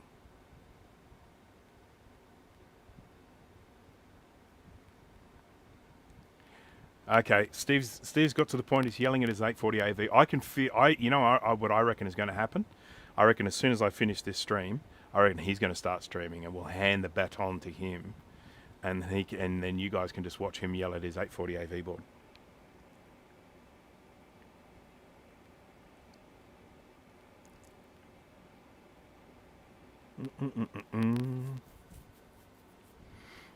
I should also mention that I will be getting a little brief mention in one of Crazy Ken, Computer Clan, one of his upcoming videos. He has a video coming out, I think, in a couple of weeks' time, and I am apparently getting a little brief mention in it because I helped him with some research for that. So look out for that one when it comes out. I expect to get dozens of extra subscribers. Dozens.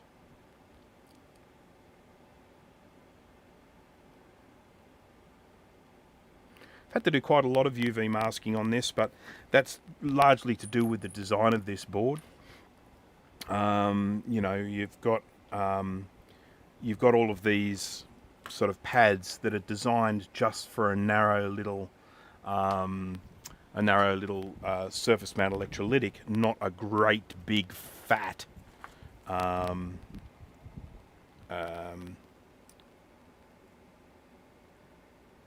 tantalum capacitor. Sorry, just had to think of the word there for a minute.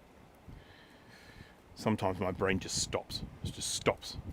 It says, "No, I'm on a sabbatical. I'll come back later."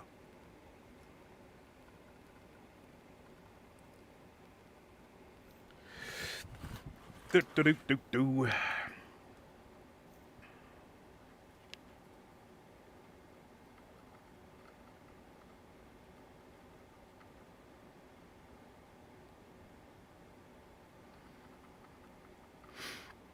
This is the BGA Flux that I'm using at the moment.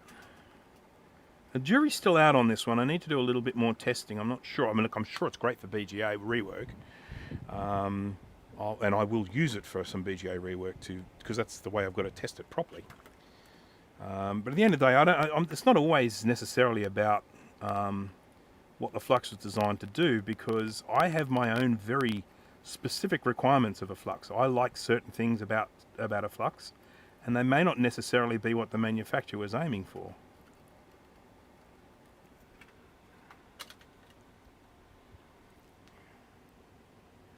Anatomy of a Fall, French film. Okay, one son is killed, only witnesses the blind son.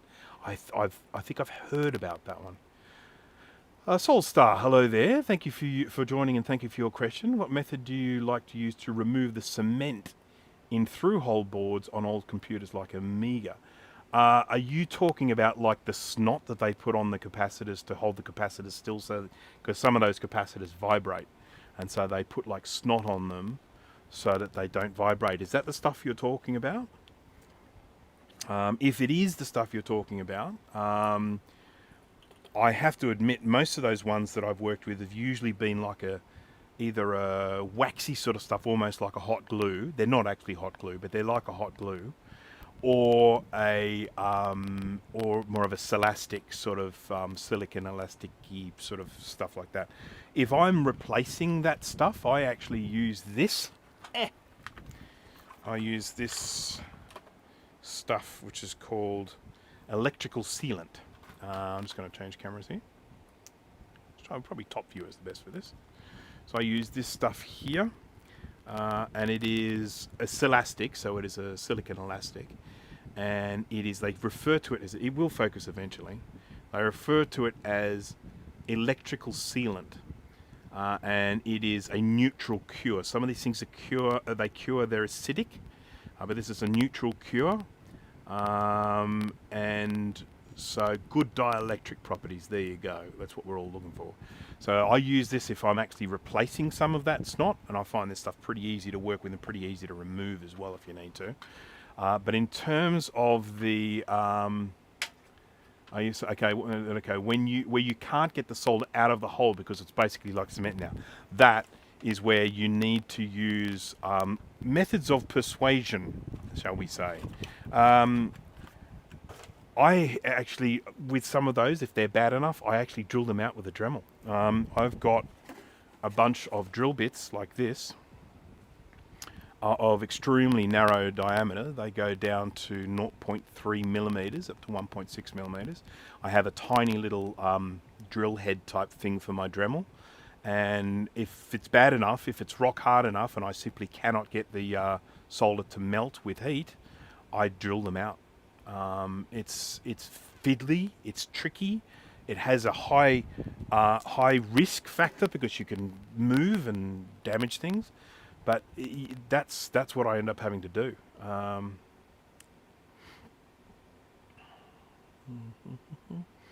I mean, basically, what happens is when in particular when the like old solder corrodes, it loses its you know, what's the word, characteristics that would make it melt when you apply heat to it. It goes through like a chemical change, and it doesn't matter how much heat you apply to it; it just stays rock solid. I've had it happen before, and when that does happen, I end up having to resort to you know, just drilling it.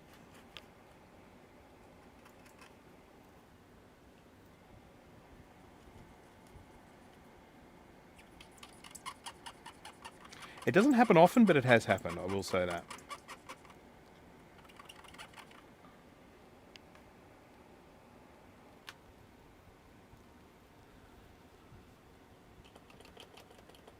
Mini drill presses for a Dremel. Yes! I've seen those too. And yeah, so I see Colin said he's got one, so I need to get one. I'm going to need to get one because it just means you get that accuracy when you're drilling.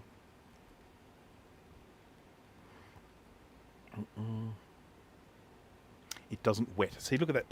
There are people out there that even know the right terminology. See, this is one of the problems with being self-taught. You don't have the right terminology. You know, the thing with the thing.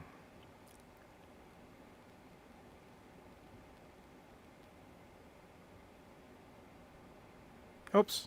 Camera. Scope view, there we go. There we go, that's a little bit better. Show you what I'm actually doing, rather than just looking at my bald head.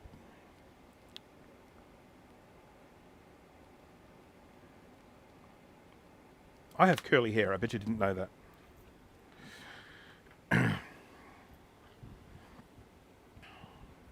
One day it frustrated me, so I banished it from my head.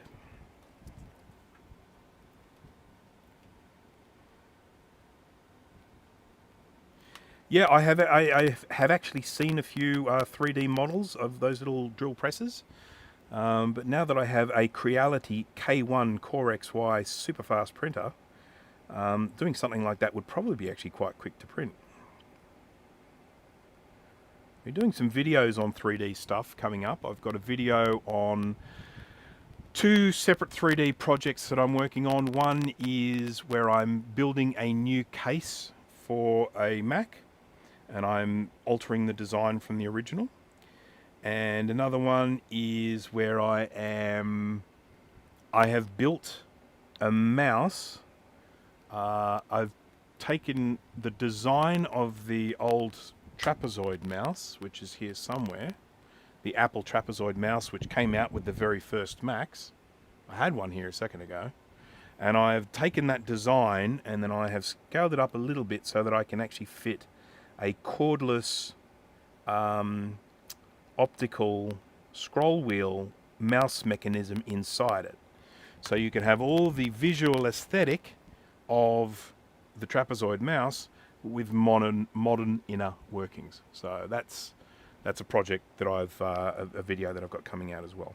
Right now, I think we're all done. All of these caps have been banished from the board, and then I have UV masked the ones that I think are going to cause us some grief, except for this one. I have not UV masked this one. So just let's go back and reverse there. We've got and then we say, no, I've got one more to do. I jumped the gun there a bit.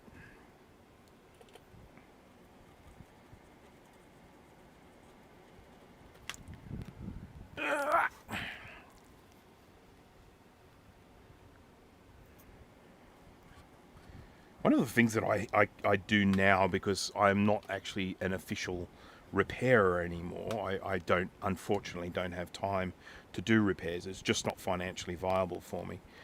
The amount of time that a repair takes from me takes time away from other things that I can do that actually make me money. Repairs don't make...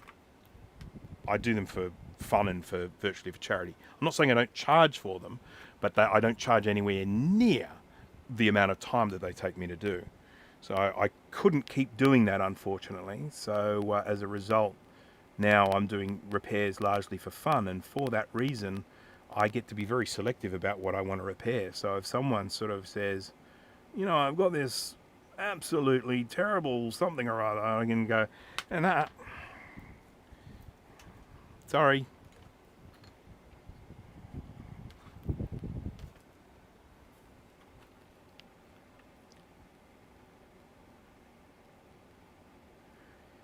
Just in case anyone is wondering what the hell I'm doing here, this is, well, you can't see it, so there you go. This is UV mask. It's it comes in a little tube and it's green. Mind you, you can get it in other colors. You basically paint it on as a liquid, and then you use UV light to cure it. It goes solid when exposed to UV light. And I am holding in my hands here a little, what is it? It's does it tell me what power it is? 5 little M big W. Is that milliwatt? 5 milliwatt UV laser. Pew pew pew. And this works quite well. This is I will show you something when I finish doing this about this laser. Pew pew pew pew.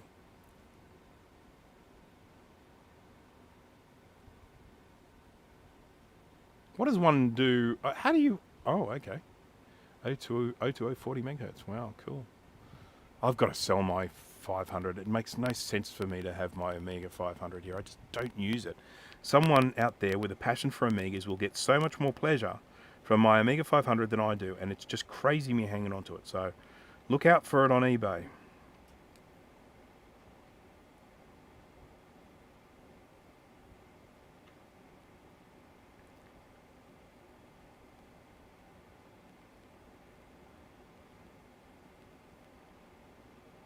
Okay, so just before I start putting the caps on, I just wanted to show you something about this laser. This laser here has the option that I can kind of focus the point of the thing until it gets very pointy and focusy. And when I do that, it actually burns. And it calls that. I can burn things with a laser beam. Gonna see if I can melt this solder. It's too shiny, it's too reflective. But I can certainly make little smoky things here. Smoky burny. There we go, that's enough. I don't want to wreck my eyes. Right, so let's start putting some caps on. Now, in order for me to know what cap goes where, I need a guide. And where would I find a guide for putting capacitors on? I'd find that on Recapamac, the best site in the world. Sure, why not? Recapamac. I do actually have guides in a book, but I'm just going to bring this up onto the computer screen. So we've got LC TWEEZERS. There we go. So we've got one 100 microfarad 6.3 volt. We'll put him on first.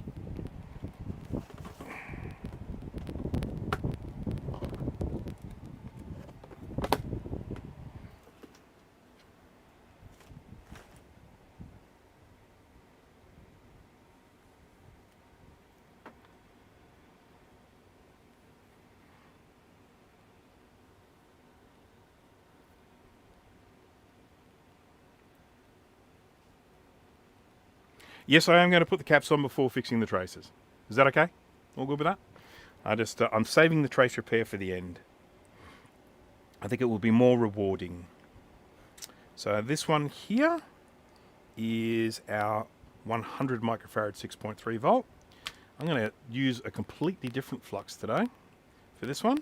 This is not even a Stii or an Amtech. This is Chip Quick.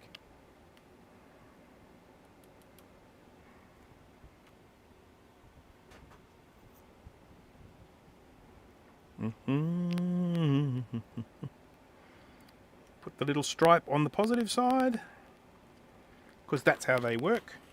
As we've said before, some clever person decided that they would put the stripe on the negative side for electrolytic caps, and then they would put the stripe on the positive side for tantalum caps.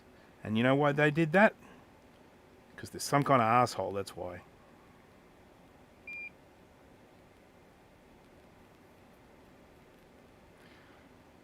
My apologies to anyone who was offended by my foul language. And the only excuse I can give is I am Australian. Because in case you weren't aware, Australians swear a lot.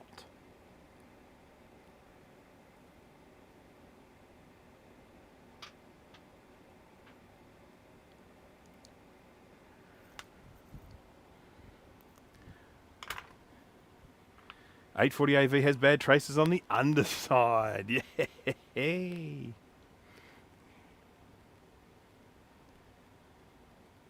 Do you usually put all your components back in before fixing traces and veers? Typically yes, and that's probably because it's out of the way then. It's done. I can move on. I guess the only the only exception to that would be if the damaged traces are around those caps that I'm replacing. So then, of course, I would replace everything. I would fix everything underneath it and around it, and then I would put the cap on with everything fixed. That's how I would definitely do that. But with these, where there isn't really any trace damage around the caps themselves, I'm happy to just plonk them all down, and then we'll go and do the trace repair afterwards. Okay, let's have a look here. We've got 5 10 microfarad 16. So we've got one down in the corner there, and then 4, a little cluster of 4 up there. So we need 5 10 microfarad 16. It's going to pull those out of the container. I've got some teeny ones of these. What size should I use? Should I use the teeny ones? Yeah, I'll use the teeny ones. They kind of look a bit weird to me when I use these because they're so small. So I'm so used to what I used to use. I used to use bigger caps, but it is actually a lot easier to use these smaller packages. I can't remember what letter they are. They're when they have these packages, they are denoted by a letter, like A, B, C, or D, something like that. And I think this size here, I don't know, it's a C, an E, I don't know. It's smaller.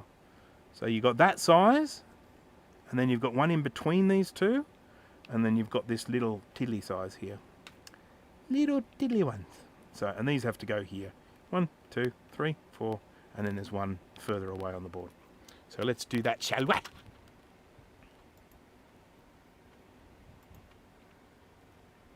That socket looks a bit crusty, you reckon? Yeah, it does look a bit crusty. Yes, keeping in mind, of course, this board will get a very, very thorough ultrasonic clean. I would say I'm probably going to put this in for 20 minutes aside, so maybe 40 minutes all up in the ultrasonic cleaner. You don't want to go too crazy with the length of time because you can end up with erosion. But I would think with this one, it's going to need a pretty decent go in there. Oh, dear. So what is the temperature? My watch is telling me I need to stand up. Okay, so it's 34 where I am at the moment. So we're about 1 degree over what you're seeing there.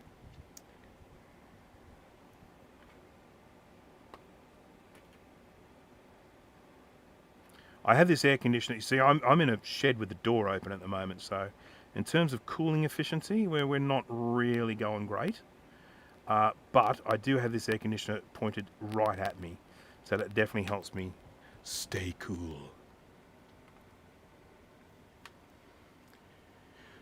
Are you going to show the ultrasonic cleaner running? I probably won't, and there's a very, very good reason for that, and that is they make a racket and they mess with audio equipment.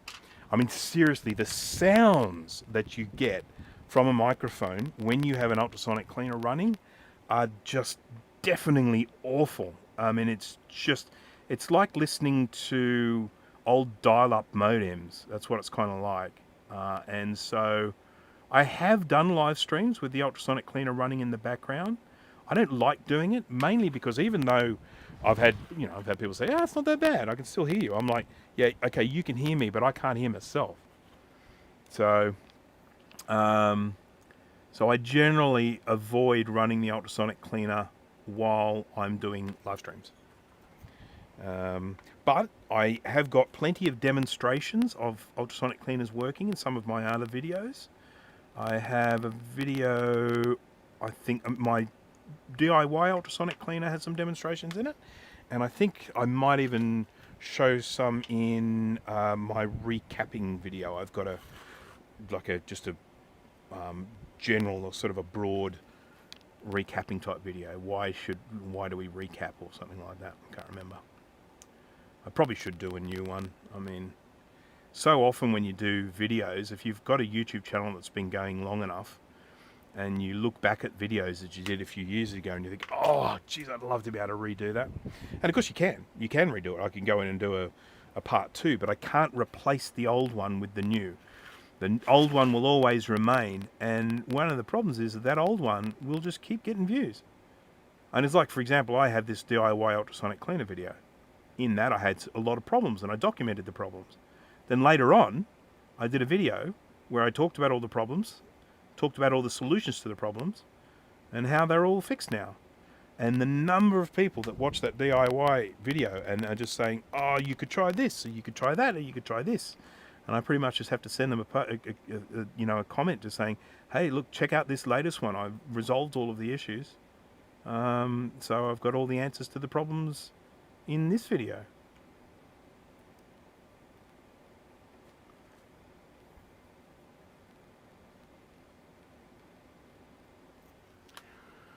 Whew.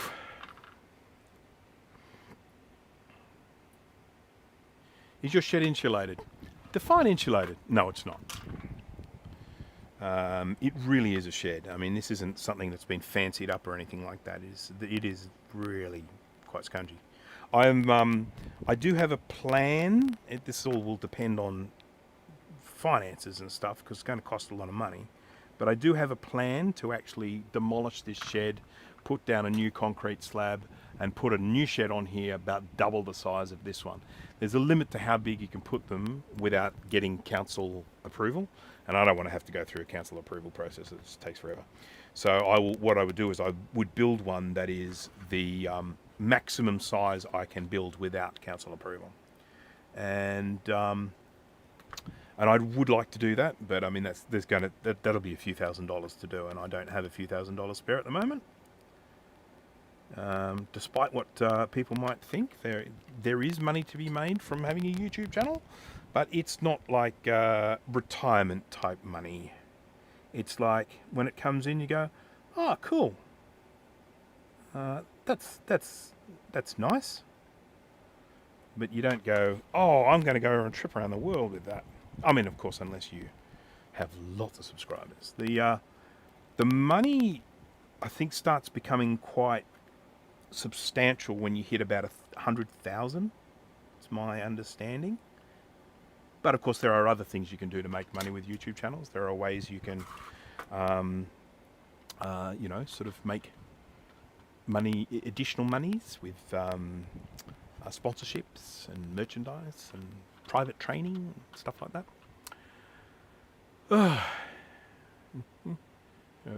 Microfabrication work, you can't even hear the ultrasonic cleaner over the sound of the rushing air in the clean room. Oh, this is Terry. Hello, Terry. So Terry Kennedy in the chat there. He is the person with the barn that these barn finds came from. So say hello to Terry, everyone. So yeah, this is the third one I've looked at so far. I've still got the LC2 to go. This one here I'm feeling fairly optimistic about.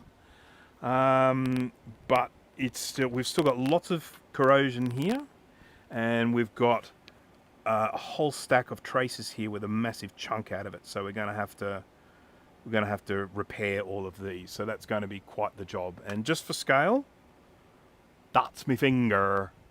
So that's the repair stuff we're going to have to do. I've still got continuity there by the looks of it, so I don't think I'm going to need to do a replacement there, there, or there, but I'm certainly going to have to do that one, that one, that one, that one, that one, that one, that one, that one, that one, that one. So, wouldn't that be fun?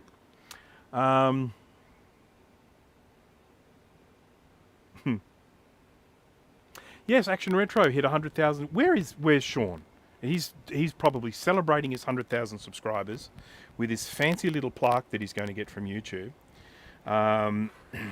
Instead of being here on my live stream, I'll have words with Sean. But a huge congratulations to Sean. I mean, he absolutely deserves every single one. Well, most of those subscribers. I don't know about every single one, but certainly most of them. And I'm just so pleased to see him do so well. One of the things in particular with Sean from Action Retro is he was someone that we got onto the Maciac show a long time ago, and he had very few subscribers at the time. I don't think he was even at 1,000, but he has this incredible dedication to what he does. He's very systematic, and he releases with a regular schedule, and his content is entertaining. It is really entertaining. So, you know, he deserves everything that he has achieved. Now, I'm disappointed that Jay from the House of Moth isn't in here now, because he loves it when I reach for my, what is it called? What do we call these things? The word's there. The words, it's nearly there. It's in my head. Oh, geez, the pointy soldering iron tips. What's the word? Someone help me with the word, please. Pointy soldering iron tips. But anyhow, Jay hates it when I use them. So, but I am using one now because I need to get into this little space here, and I've got to get in sideways. So, conical. Thank you, Colin. So, yeah, conical tips, I generally don't like. And the main reason why I don't like conical tips is because when they get a very small point on the end, it might seem like, oh, I can get into and do really fine stuff. But the heat transfer isn't very good because there's not much metal on the end. This is a bent conical tip, and what that allows me to do is I can get in sideways, and I can actually use the side of this to then make sure I get a decent amount of heat transfer onto that pad sideways like that. So that's how I'm going to do it. Just going to apply some solder onto the side of my iron, and then I'll just get in there like that, and we're looking good. And I was able to do that without melting the plastic. And now I change back because other than using it for that purpose, I don't actually like using it very much at all. But that is why you do have multiple tips. Ow, ow, ow. And that is why I like, ow, ow, ow, ow. Why I like this particular soldering iron, because it allows me to swap the tips while they're hot without burning myself much.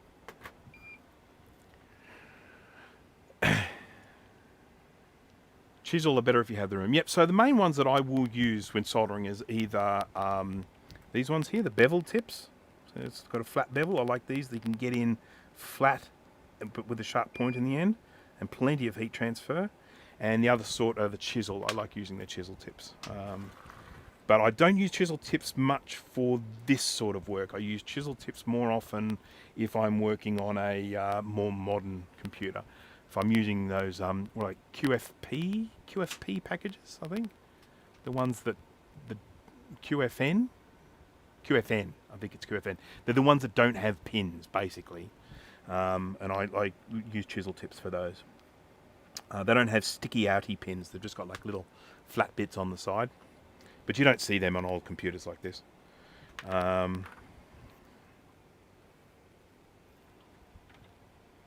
Does the Ketso 2 have conical tips? There is one. So the Ketso 2 came with 6 tips, and I think 1 or 2 of them are conical. So there's a chisel in there. There are, I think, 2 size bevels. Big fat bevel and a smaller bevel. Okay, what's melting? I'm melting something. Right, so let's get some more flux onto this. And then I'll grab some more capacitors. N for under the chip. I always thought N was for no pins, but I could be wrong.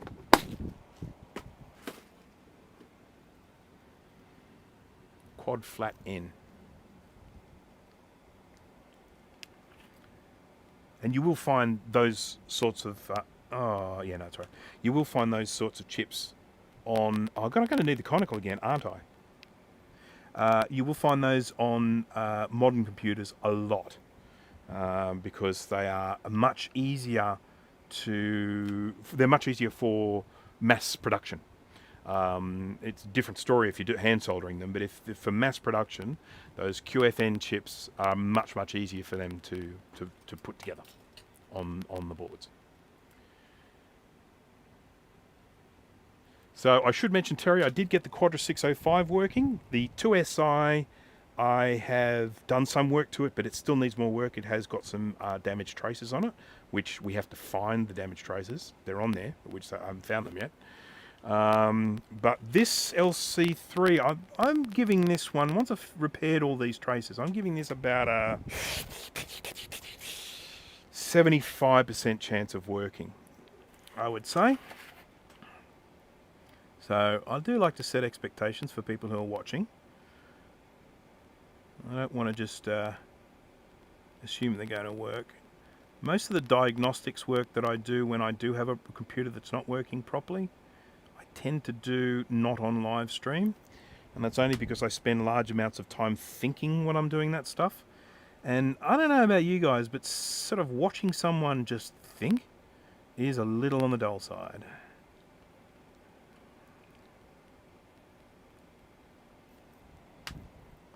And of course there's that constant noise of the gears whirring as well. Well, can I fit? Can I fit? Can I fit? I don't think I can fit. I will spin the board around, I'll do this side, and then I'll go and get the conical tip to do the other side.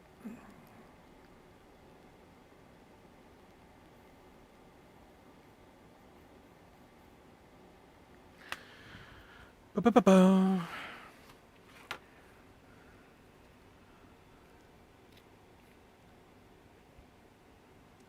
And a working LC3 is being offered for nearly $400 US.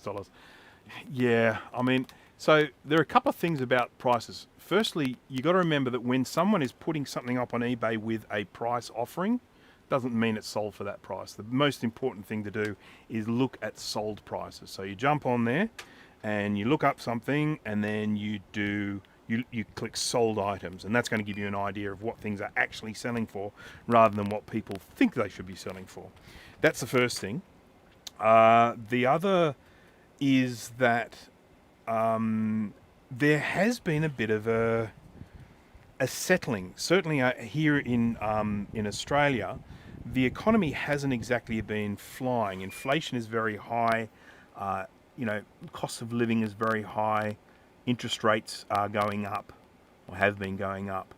And as a result, I have personally noticed that some of this vintage stuff is not selling for the obscene prices that was going for before. There was a period there when stuff was, this vintage stuff was just going for crazy money. Just looking at it thinking, no, that's just ridiculous. And it does seem to have settled down to a bit more sensible now. But of course, the other thing is that I very rarely get my vintage stuff from eBay. Most of the time I get them through enthusiast groups, because you're much more likely under those circumstances. Is that trace damage? We'll have to check that. You're much more likely to get a reasonable price from a collector than you are from someone who's like, oh, I know what I have here, because collectors, they sell things for the same sort of price they would want to pay for it. I'm not saying they don't want to make money, but you're much more likely to get a reasonable price from a collector. That's what I've found anyway. We have got one more cap to go on this, I believe, unless, of course, I've miscounted, or maybe I didn't count at all. And but I'm pretty sure it's one more here. I will check them all, though. As I said before, 11 electrolytic capacitors had to be replaced in total. Got my LC3 for $40 locally with monitor and keyboard and mouse. My goodness. And printer. What sort of printer was it, Eric? If it's a Style Writer, that doesn't count. They're worth nothing.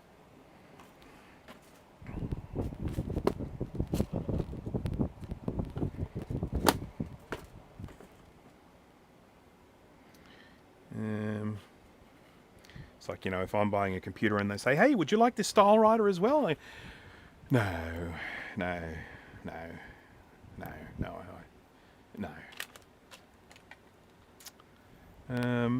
I don't have much in the way of monitors. I don't collect a lot of monitors, and that's mainly because of space. It's not that I don't like monitors. I love actually looking at things through the old CRT. You know, it's part of the nostalgia. But CRTs just take up so much space. So I have a 12-inch, a 13-inch, sorry, and two 13-inch, 12-inch and two 13 inches, and then a couple of the all-in-ones that have monitors as well. One of the 13s that I have is Apple's very first color monitor that they sold with the Mac 2, which I think was called the Apple RGB high-res display, something like that. It's 640 by 480. And the main reason I have that is for nostalgic reasons. My very first Mac that I bought with my own money, which was a Macintosh 2, that I paid, I think, about $3,500 for in 1992. It was secondhand, obviously, but I got an Apple 13-inch RGB display, you know, high-res RGB display, and so now that I have a Mac 2 as well, I can set them up, and I can essentially set up the exact setup that I had in the 90s, and so that's just pure nostalgia. One monitor left. Okay. So let's just have a look here. Someone say Style Writer. Sure, Steve, calm down. It was a color Style Writer. Okay, I suppose that's a little bit better. Stop buying things on eBay because of the ludicrously astronomical prices, yeah. My 13-inch high-res RGB display from 90, our first monitor, has started smelling of caps. Oh, great. We love that. Computer says no. Computer says no. Yes, I know that's from Little Britain. First Mac I bought with my own money wasn't even a Mac. It was a Radius 8110. Yeah, well, I'm pretty sure the next Mac I bought after my Mac 2 was a Power Computing Power Tower Pro. So I went non-Mac for a while there as well. I mean, you know, I went Mac compatible, but yeah. There was something I wanted to mention. I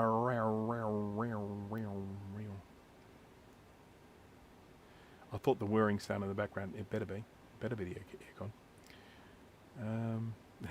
Yes, that was the whirring sound was a joke about my brain, wasn't it? So what did I want to mention? I wanted to mention something about RGB monitors, I think. Oh, that's right. This was another thing that I picked up recently that I was very happy to get hold of because it was something that was just beyond comprehension from a price perspective when I was growing up, and that was we had an Apple IIe when I was growing up. My parents bought an Apple IIe for the family to use. I was the one that sort of introduced computers to the family. I was very interested in computers. I asked for a computer for my birthday or something like that. I ended up getting an old 8-bit micro computer with a little printer, and it just ran on a little TV set. And then my parents actually started using it and finding, you know, how incredibly practical things like word processors and spreadsheets were. So they then bought a computer, an Apple IIe for the household, but we only had the green screen, and I always wanted colour. I wanted the colour, so desperately wanted the colour screen, you know. But it was just so expensive at the time. I mean, a family that is still learning to adopt computing as part of, you know, what goes on in the house. These days it's just second nature. There are lots and lots of computers in the house, and people use computers in houses all the time. But back then, this was where it was actually starting up. The personal computer industry was launching, and the idea of spending, that extra money for a color monitor is just like, that's just not practical. But anyhow, recently I picked up in a load of stuff that I got. I got a 2CI and I got a 2CI color monitor. Now, even though it's branded as a 2CI color monitor, it's a color monitor that works with any Apple II series. So it works on the 2E. And I have to say that is one of the real happy purchases that I got recently, that I'm now able to actually use an old Apple IIe with a color screen. So who first developed the GUI? Now that's going to be a trick question, isn't it? Because are you talking about the person or the company? Because I mean, there was that guy who was doing all the stuff with a mouse, but then of course all the stuff that Xerox PARC did with the what was that Xerox computer called that never actually officially got sold? Can't remember what it's called. Spotted a large solder blob halfway down the AMD SCSI chip, about halfway down. Okie dokie dokie.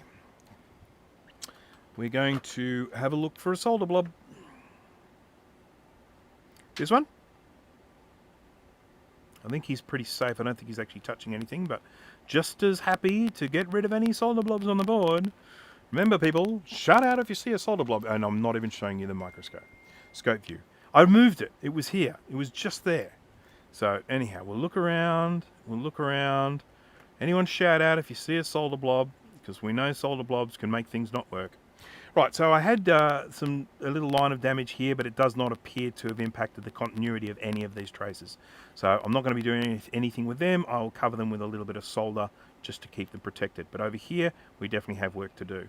As I mentioned before, the main challenge I've got with these repairs is as I put each one down, it is going to impact like the one before. So I have to be very, very careful. Now this is a flux I'm going to try today called 4300. I want to try this one. No, I just need a plunger.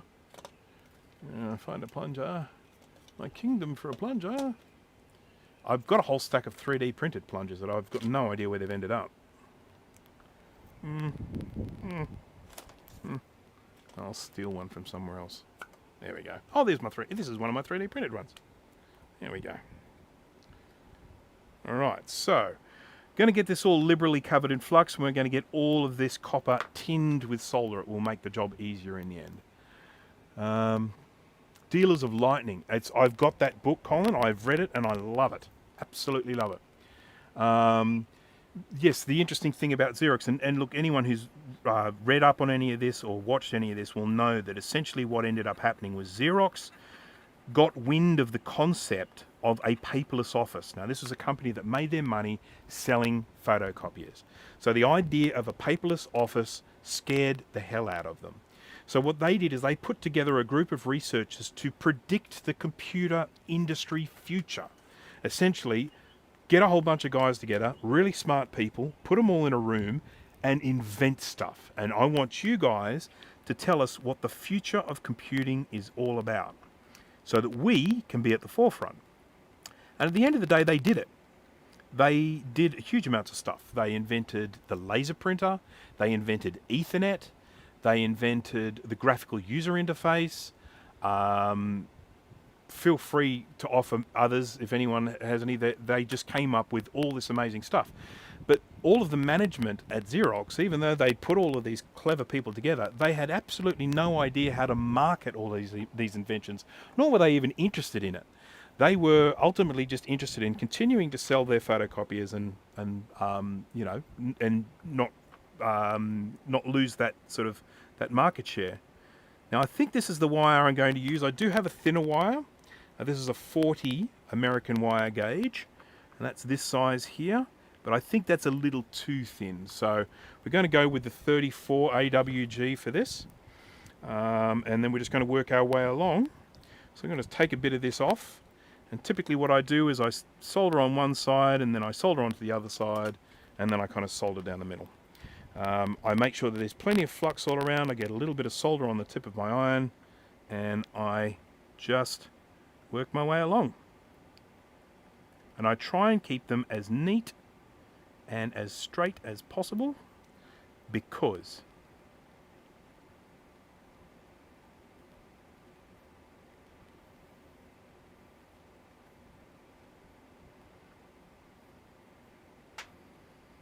you know, it's a long time since I've done a trace repair.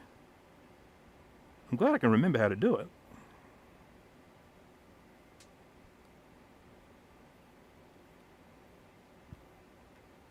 Okay, that's one.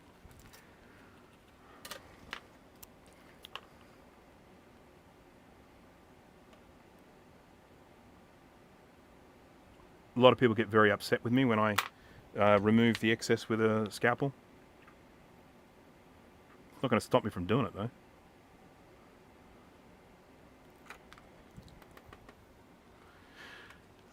Hope the chickens are okay. Yeah, they're pretty good. They got access to water. They got a lot of shelter there. There's a big tree. Does actually keep it quite cool, that part of the yard. They don't like it. They're not fans of it. I mean, I can't say I blame them for that, but you know, they survive. They're pretty used to this sort of heat.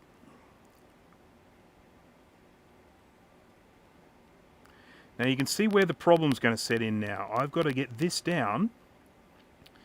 Sorry, my voice just went all Alan Alda there for a second. I've got to get this down and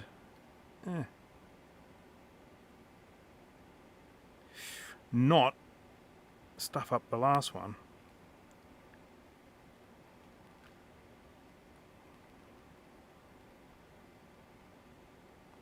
I have to clean this in a minute, getting all this residue.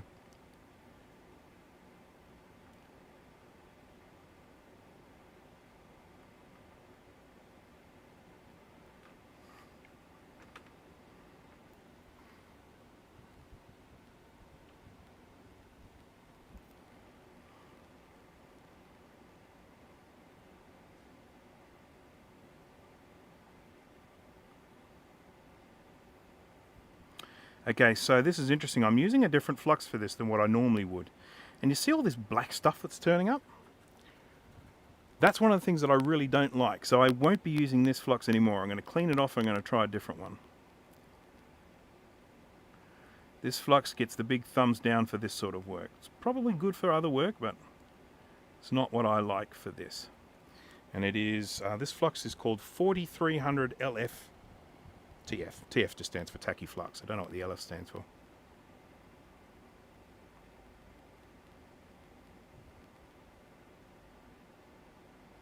Yeah, this just ain't doing it. Looks not even sticking. Okay, let's clean all this crap off. Then we'll put some better flux on. What are we going to use? Toothbrush. I can't work top to bottom. I know that might seem logical, but the problem I have is that I need to hold the wire with the tweezers like that. And I have to do that acrossways. I can't get my hand around like that holding the tweezers on the wire, so I have to do it horizontally. Or do you mean to the top down here, is then do the top one first and then... Oh, it's, either way, it's going to be pretty much the same.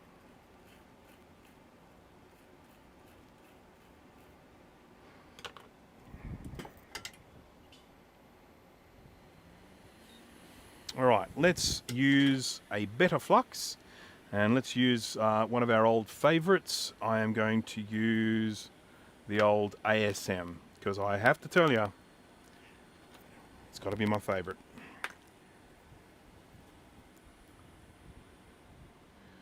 Joe almost missed the live stream. Oh no! Are we going to shall we blame YouTube for notifications?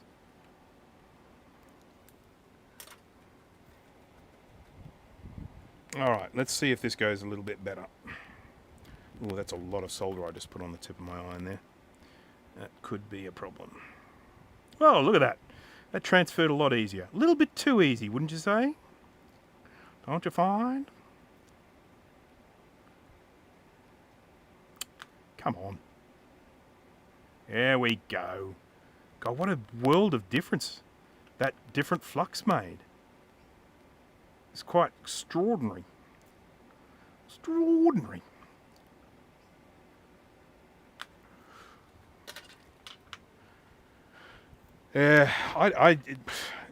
YouTube notifications are just, I don't know, a mystery to me. I don't know how they work. Sometimes I get them, sometimes I don't. And I don't know what the difference is. I wonder if I should go with a smaller soldering iron tip. And I like this tip, but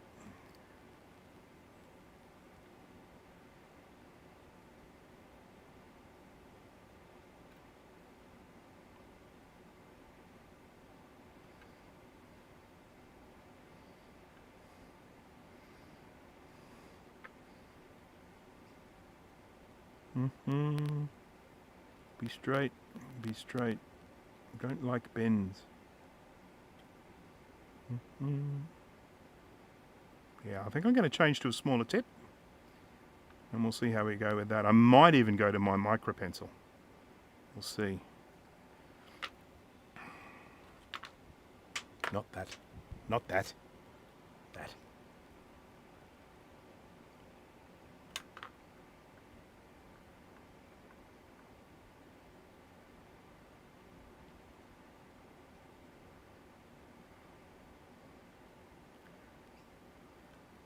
Stop it.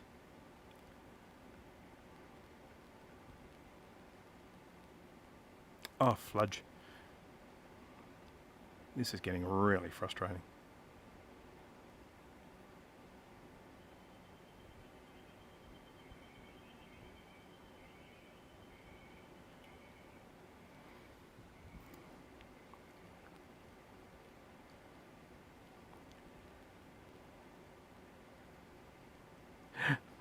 Bastard.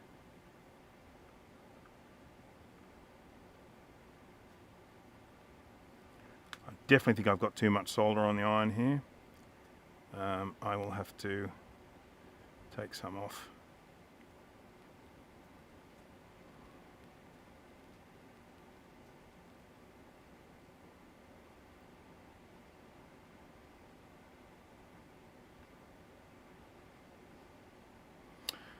This is fun, isn't it? Everyone having fun? You know the worst thing about watching someone else do repairs like this? Like you're like kind of squaring at the screen going, oh, no, oh, you got another, there's the bridge. You're too high. You go lower. No, what? So anyone who's actually watching this at the moment and is swearing at the screen because of, you know, the way my hands are moving and everything, I do apologize. I know I have been there before. I know what it's like. But what I will say is that one of the things that's very hard to pick up when you're watching these is just how small all this stuff is. So, you know, even just the slightest move of your hand can stuff you up.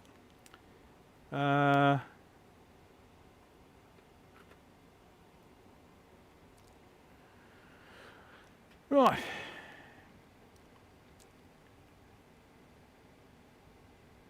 Oh, thank you for saying that, Jack 68K. Yes, well, Steve's doing this at the time. Everybody Wang Chung tonight. There's a reference from the 1980s. Okay, come on, go in. So I've gone to a smaller bevel tip. This is it here. This is also a bevel tip. It's a bit bendy. That's because it's so thin. But it's a bevel tip, but it's just a little bit thinner. So I might have more success with this. Across the nation, around the world. That was the film clip that they ended up having to do an epilepsy warning on because it flickers the whole way through the film clip.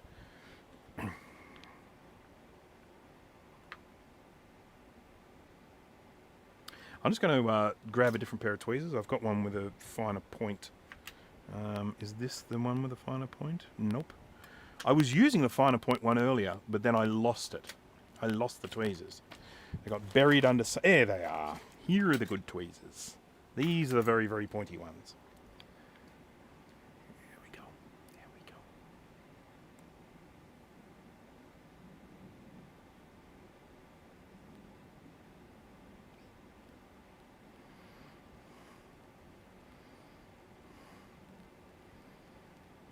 Sorry. Concentration silence here.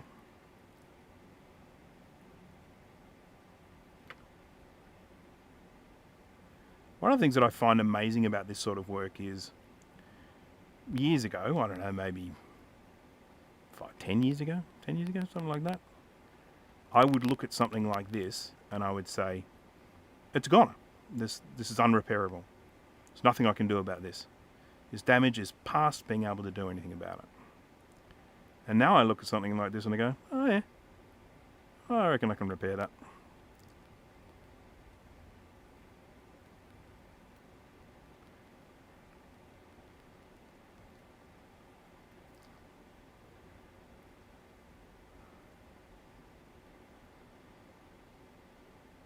I haven't got enough solder now.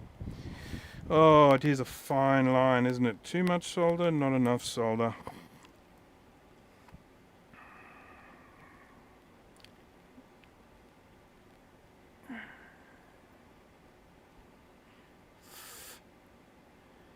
I can feel a swear word coming. Anyone else feel it?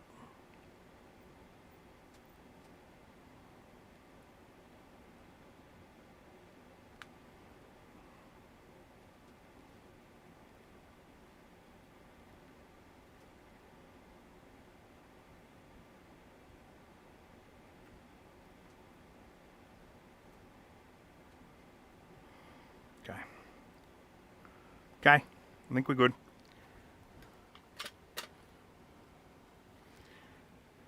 Oh my goodness, it's a House of Moth Jay here. I'm actually doing something interesting today, Jay. I can't believe you've taken so long to get here. Look, it's trace repair. I know how much you like trace repair.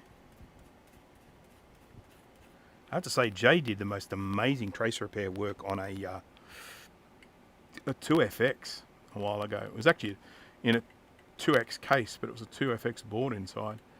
And someone had put, I think, the wrong thing into a RAM slot or something, and it caused a little burning on the board, and it burned through a couple of layers. And yeah, so Jay did all this trace repair. We had to work out where these traces were going because they were completely burned away. And it was very impressive. Very, very impressive indeed. Very tidy work, that, Jay.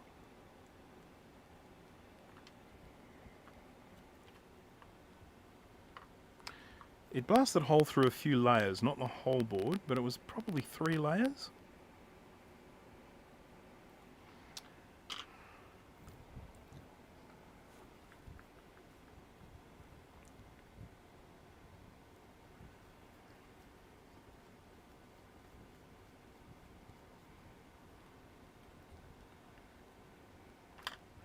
Right, so we're working our way along. I mean, look, this seems like a huge job before, and I suppose it still is, but we're getting through it. I mean, I'm definitely feeling like we're getting through it. Hope you guys are feeling that way as well. Just going to clean the little tweezers. These tweezers are definitely better because I can actually hold the wire in between the 2 traces. The other ones are a bit more... I'm going to just get some bloody solder onto this wire first. There we go.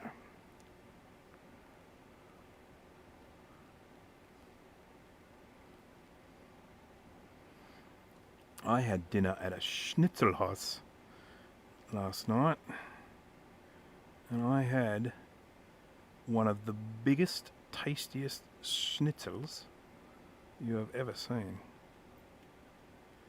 It was delicious.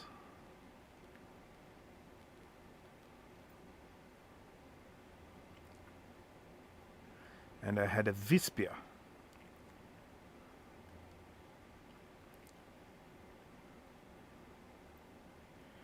Ow.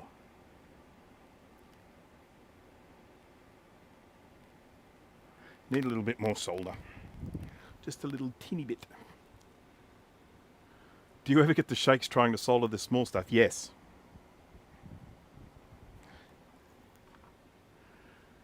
I have... I mean, look, I have pretty steady hands. They might look a little bit wobbly under the microscope, but that's because it's obviously it's amplifying it. But I have pretty steady hands on the, in the sort of grand scheme of things. But if I have had a big night on the terps the night before,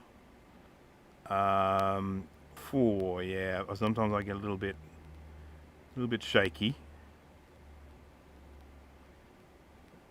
If just in case there's anyone that's not familiar with the terminology, a night on the terps is an Australian way of saying drinking a lot of alcohol.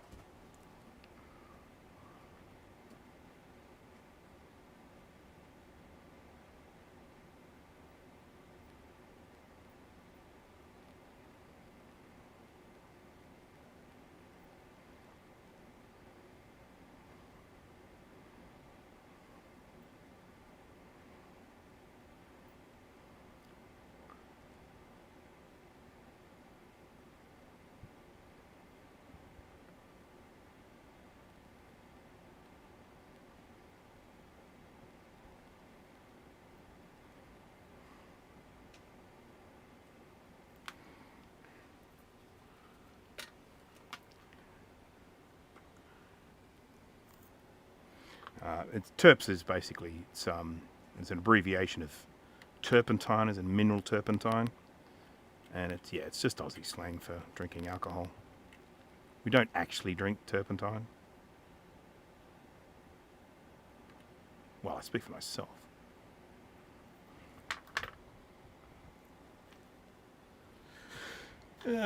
Whoopsie.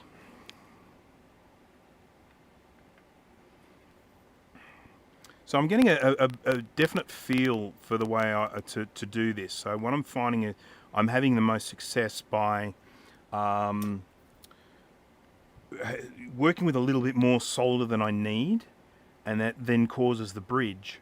But then I just split the bridge apart, and it seems to be working reasonably well. So let's get some solder on this first. So this wire that I'm using has a coating on it. Absolutely unnecessary for what I'm doing right now. It does not need a coating on it. You have a coating if you're running a bodge wire across the board, so it provides you with some insulation against other things. But for this purpose, absolutely not needed. But it's what I have. And essentially what I do is I apply heat to the coating that melts it, and then solder adheres to it. So it's a sort of a two-phase process. First phase is melting that coating off, and then the second phase is then just getting it to solder.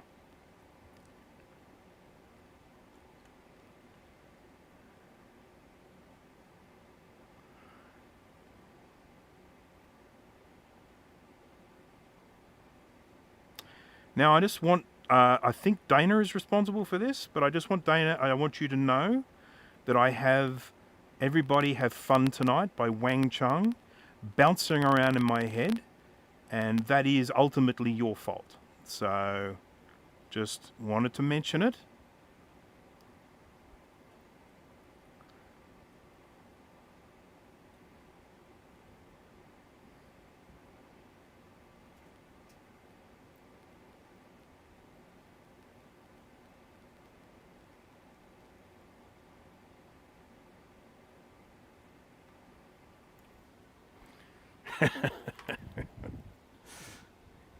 Joe started it, was it? Oh, it's your fault, Joe. Okay, fair enough.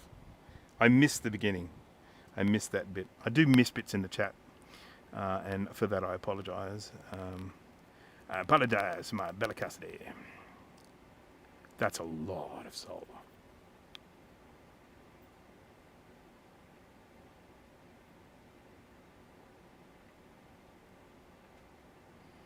I have this, I still have it somewhere, a videotape, a VHS videotape of one of the kind of music shows here in Australia. It doesn't exist anymore. This was a show that existed a long time ago. And one New Year's Eve, and I think it was maybe late 90s. It might have even been 1999. I'm not sure, but they for New Year's Eve they just played film clips, and they played a whole bunch of film clips from like the 80s and 90s, so it was a big nostalgia trip. And I recorded that on VHS, and there's some great film clips on it. There really were, real, you know, stuff that I really enjoyed. But I remember that Wang Chung clip was on that collection. I remember that well.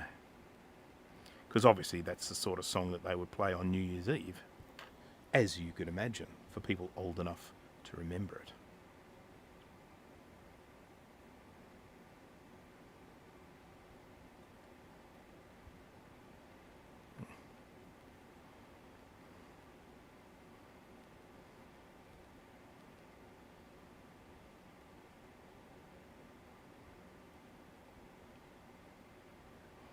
Maybe I should just get this extra solder and put it on now.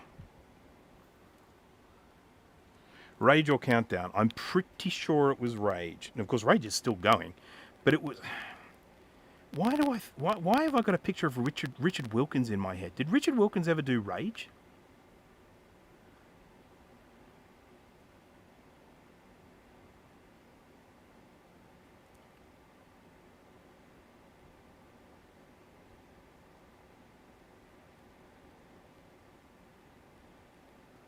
Because the other thing is, we did have MTV here for a little while, but it wasn't a channel. It was a show that you would just come on sometimes. Might have been that.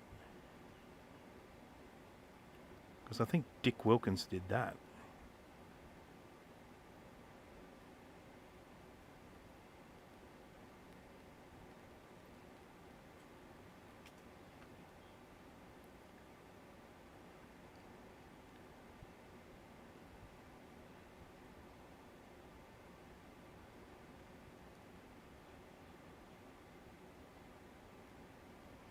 I should point out that this, oh, Soulstar, thank you very much for that. I appreciate that very muchly.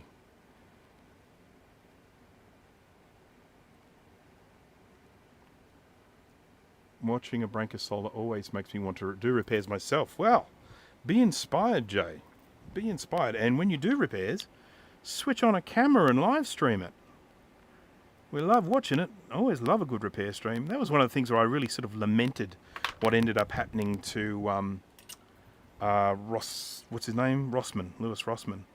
You know, I mean, I don't blame him for doing what he did, because at the end of the day, he ended up getting so much more views just talking about crap than he used to when he was doing repairs. So he pivoted. But I used to sit there and watch his repairs, and I would sometimes... Has anyone seen a Paul... You know, the Aussie guy, what's his name? I haven't seen it, because I used to watch his, but either I don't get notifications or he hasn't been streaming lately. Paul Daniels.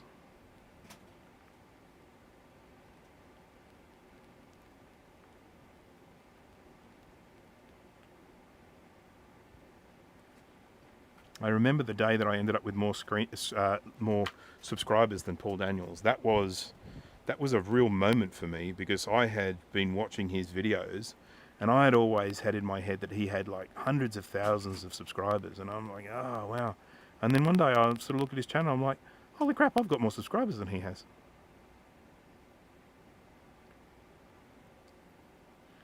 I thought, that's not fair on him, because he's way cleverer than I am.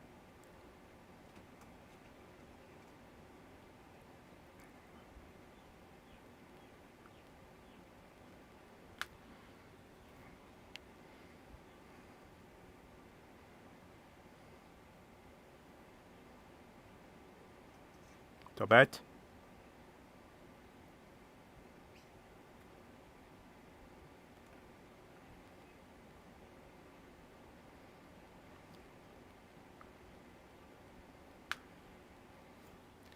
Ouchies. Okay. Paul says hi to me when I join his streams. I said hello to you, didn't I? You want me to say, hello, House of Moth? Is that better? Hello, House of Moth.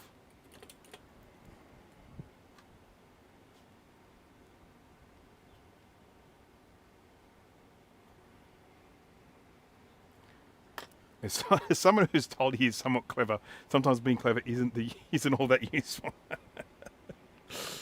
Oh dear.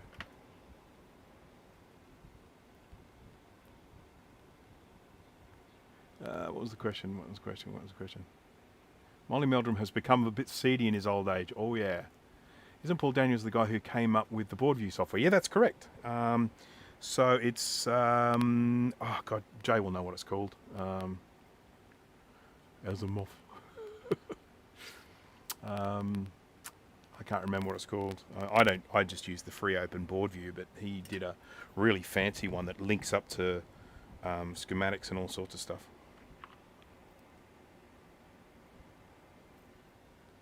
Flex view. There we go.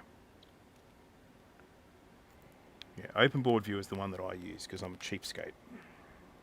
Oh well, the truth is, I just cannot justify the cost of spending money on software like that. Not for what I do.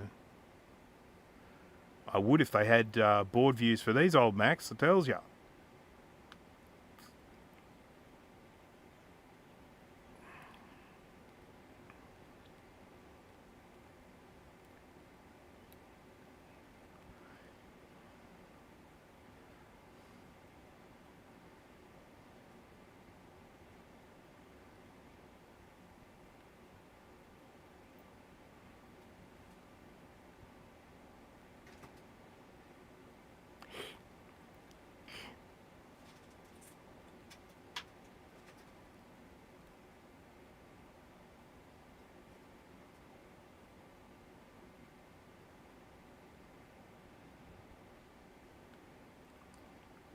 Second last one, friends. Second last one.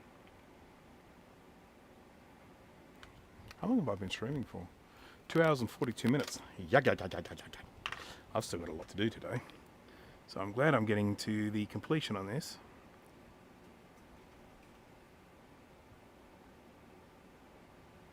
Now with a repair like this, given the very nature of it, how incredibly exposed it is, once I'm finished, assuming of course it works, this will get absolutely covered in UV mask to protect it. To protect it from the future.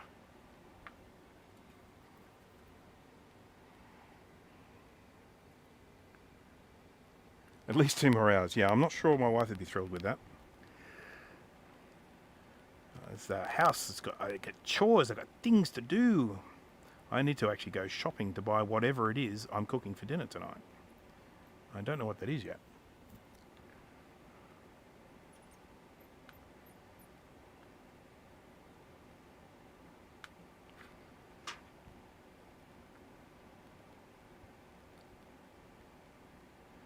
One of my worst, I mean, like one of the things that I am so bad at is grab a glass of wine while I'm, you know, sort of cooking. So I'll cook away, and especially if there's wine used in the cooking, and you just have a glass of wine while you're cooking. It's one of my favourite pastimes. It really is. It's terrible, I know, because drinking is bad for you, but I love cooking and drinking.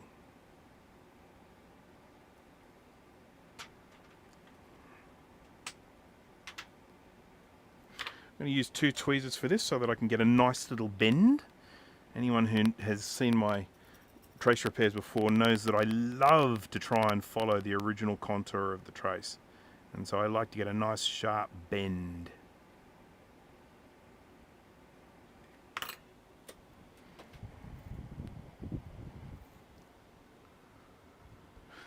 Cooking while drinking is probably not safe. Nonsense!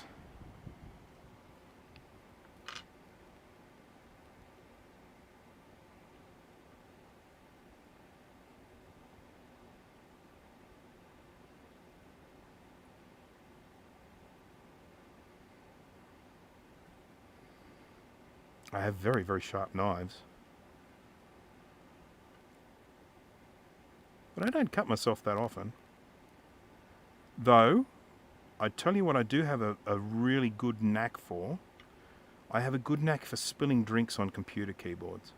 Even when I'm stone cold sober, I do that.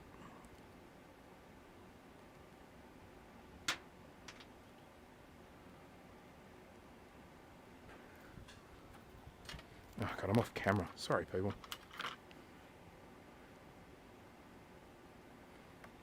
Right, now. It is time for a quick little tidy-whitey.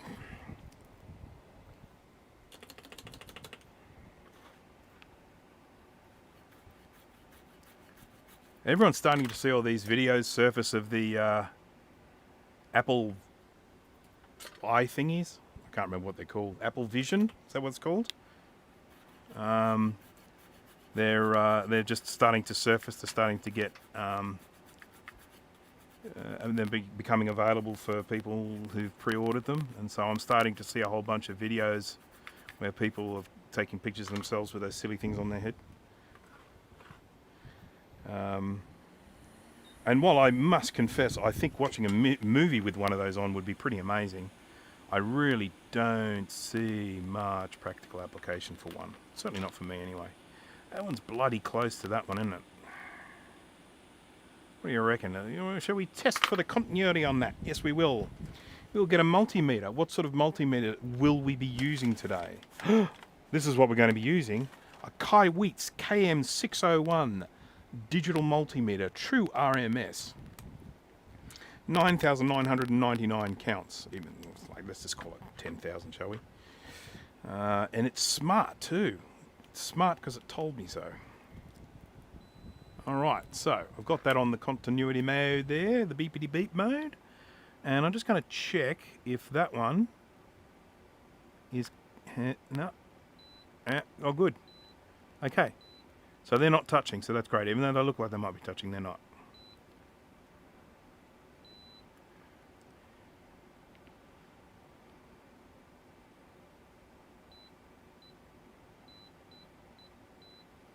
There we go. Testing's finished. So, shall we have a look at that? We'll zoom out a little bit. Once again, just for scale, just for anyone who is watching this, that is a big fat finger. That's my pinky finger, which is also a big fat finger. And look, I have matches for this very purpose. I've got matches. Yeah, how about a paddle pop stick? A paddle pop stick. There we go. But I did actually have a box of matches around here somewhere so I could grab a match for scale. But anyhow, we'll look at this from the top view. And that's a little network of crap that I've been doing there. So now it is time to test this. Now, as I said before, I'm giving this around about a 75% chance of working. I am going to grab a speaker. Oh, there's my fiberglass pen. I just found it. You see, you didn't even know it was lost. And here we can hit this with UV light and see all of the flux residue we've got on here. And so we need a speaker to make sound. Now, my test speaker that I was using last week broke while I was using it. Working 1 second, stopped working the next second. So I now have to use a different test speaker. Now, I'm sure I had one sitting on here somewhere. But if I can't find it, oh, hang on, here it is. Here it is. Now this has onboard RAM and has onboard video RAM, so we should be able to just fire this up. Don't know if it needs a battery, but I'll put one in just in case. And bam. Right, so we get a speaker. We will connect that up to the little speakery-deakery bit there. Should I get a fan as well to see? Well, no, we'll be able to tell if we're getting power, won't we? Alright, so there's that, and then we need a power supply. Now I was having intermittent problems with power supplies here as well. So that's fun. Let's see if this power supply is working again. I'll just test it with this. If I get nothing, I will assume it's the power supply.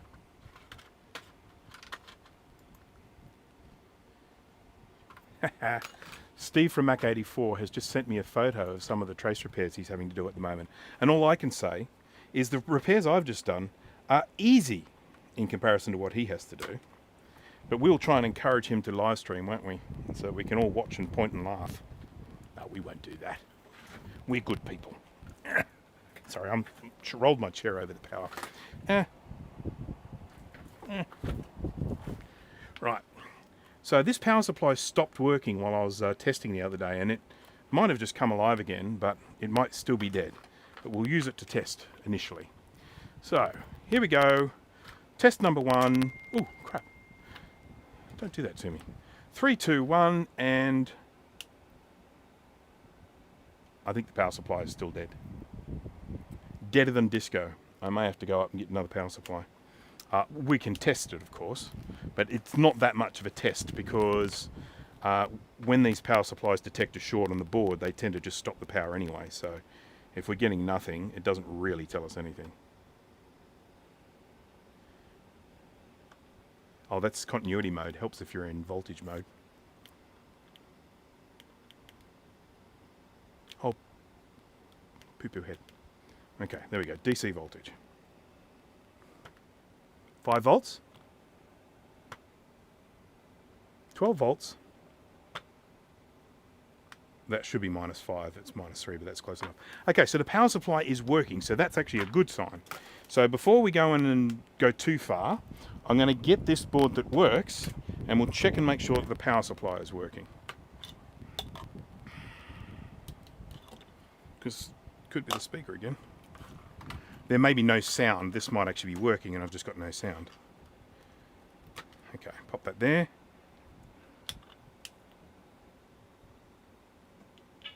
Okay, that was a beautiful sound of a Quadra 605 chiming for us with its beautiful Quadra sounds. So we know the power supply is working, so that's good. Then I'm going to pop this on here, and we're going to pop this here. And again, keep in mind that with these computers, there are lots of things that can go wrong. No chime doesn't mean the computer's not working. It might just not be chiming. So I'll switch this on. I'm going to listen for a pop. No pop. Absolutely no pop whatsoever. Next thing I'm going to do is get a blue SCSI. I'm going to see if I'm getting any power to the SCSI port. So pop that on there. And what we would hope to see is we would hope to see a little blue light up here. So I'm just going to do that now. That is deader than disco. Okay, so no short, power's not getting there. So that's interesting. And our last test will be to see if we get anything with video, but I think at this stage we won't be getting any video. But what we can see from this is really dead. So in other words, we're not getting any power where it needs to be. So that should actually make some of the diagnostics a little bit easier, because it's fairly conclusive between working and not working. But I'm just going to... Power cable isn't in. Piss off. Yeah. Thank you for everyone messaging that the plug's not in. I appreciate that. I didn't just get it in the chat. I got it through my private message as well. I've got my little lookout scouts sending me messages going, "Hey Bruce, you're making yourself look like a dick." Okay, let's go. Right, let's try it again. Power on. Okay, we got a blue light. So we're definitely getting power through it. That's the power light there. It's a question of whether it'll actually try and boot up, that, you know, in terms of the activity light. And nothing yet, but that is definitely warranting checking for video. These are some crusty connectors, man. Oh, yeah.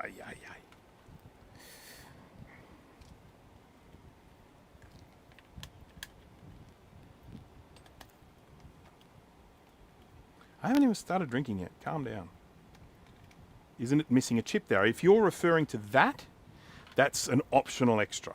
That was a spot where you could, if you wanted to, put in a floating point unit or a math coprocessor, which allowed it to do faster calculations of float numbers. And if you're not sure what a float number is, it's a big number, or it's a number with a decimal place. So, we should also check the ROM situation, because they sometimes end up in the wrong place. So I might have to check that with another one of my LC3 boards. Right, so I've got that. We know we're not getting any sound. I've got this connected in. I'm going to change the source here to... Oops, I went too far. VGA.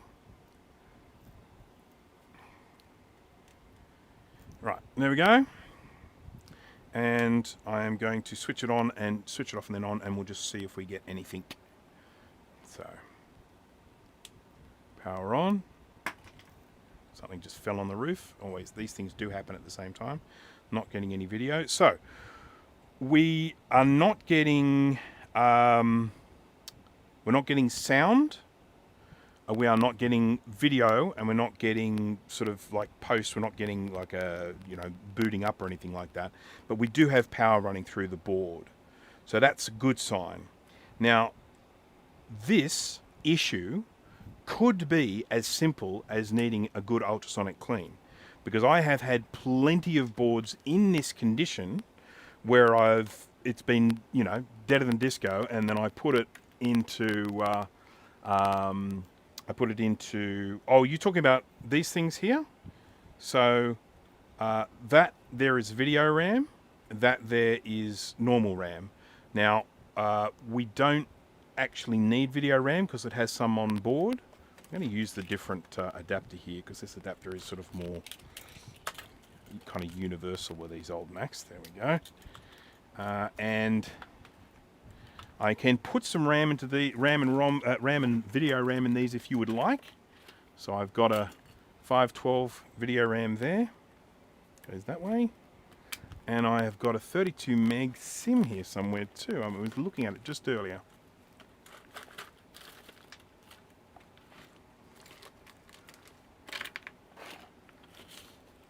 I moved it to make space for things. But it was here. Maybe I moved it over here. Anyhow, look, there's one here. So we'll put things in here so no one can actually be complaining about, oh, but that was empty. It's not empty anymore. Nothing is empty.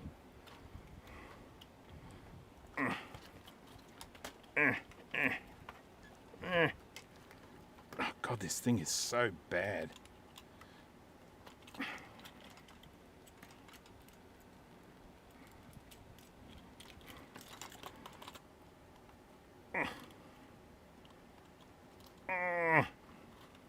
Okay.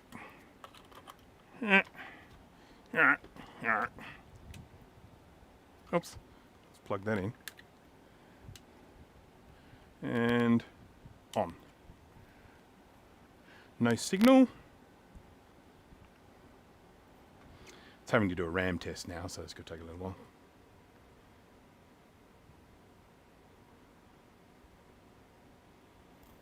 Yeah. So this is what I'm expecting.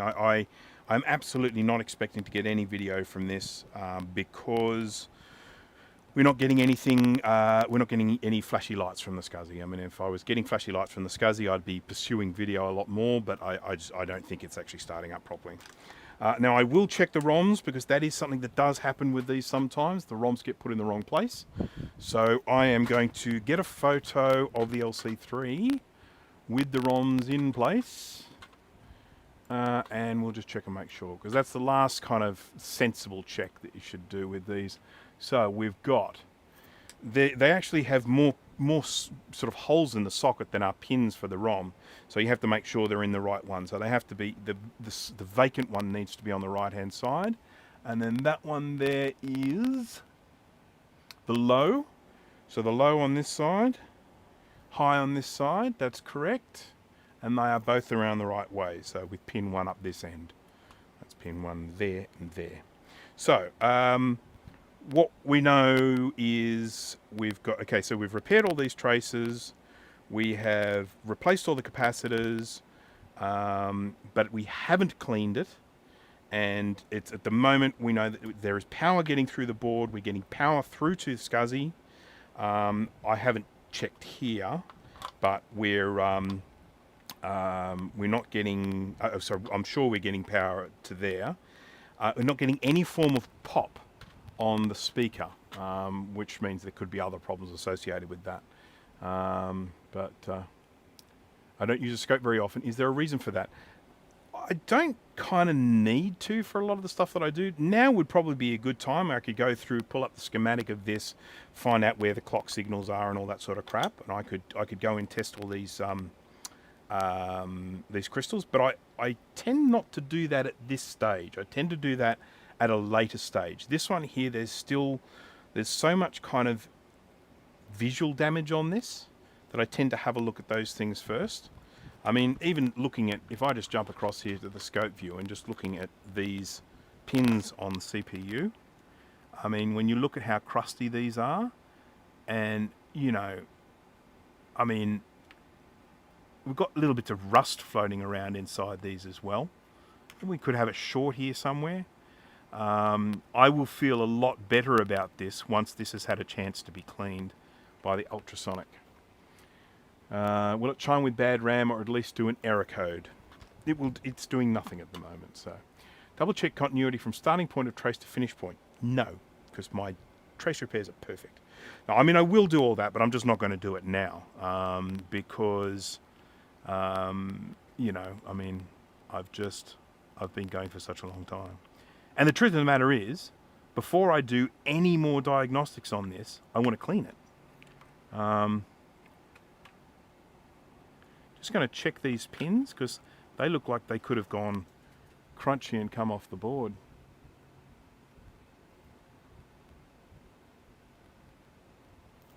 Okay, just going to have a look. No, they're still good. They're still, I mean, I was worried that these ones might have actually come away, but they haven't. So that's quite good. And with these. All right. Well, as usual with these sorts of restoration projects, they don't always happen in the first go. We might have to move on and do that as a second part. This has taken me a lot longer than I expected it would because of those trace repairs. And for that reason, I will have to wrap things up. And as usual with this, I will try and, well, I'll give it an ultrasonic clean and then I'll sort of let you know what the results were. I'll probably post them on the YouTube community section. So, I will just check the chat here, make sure that I haven't missed anything. I can unplug the power supply now, can't I? Put it in the angry water.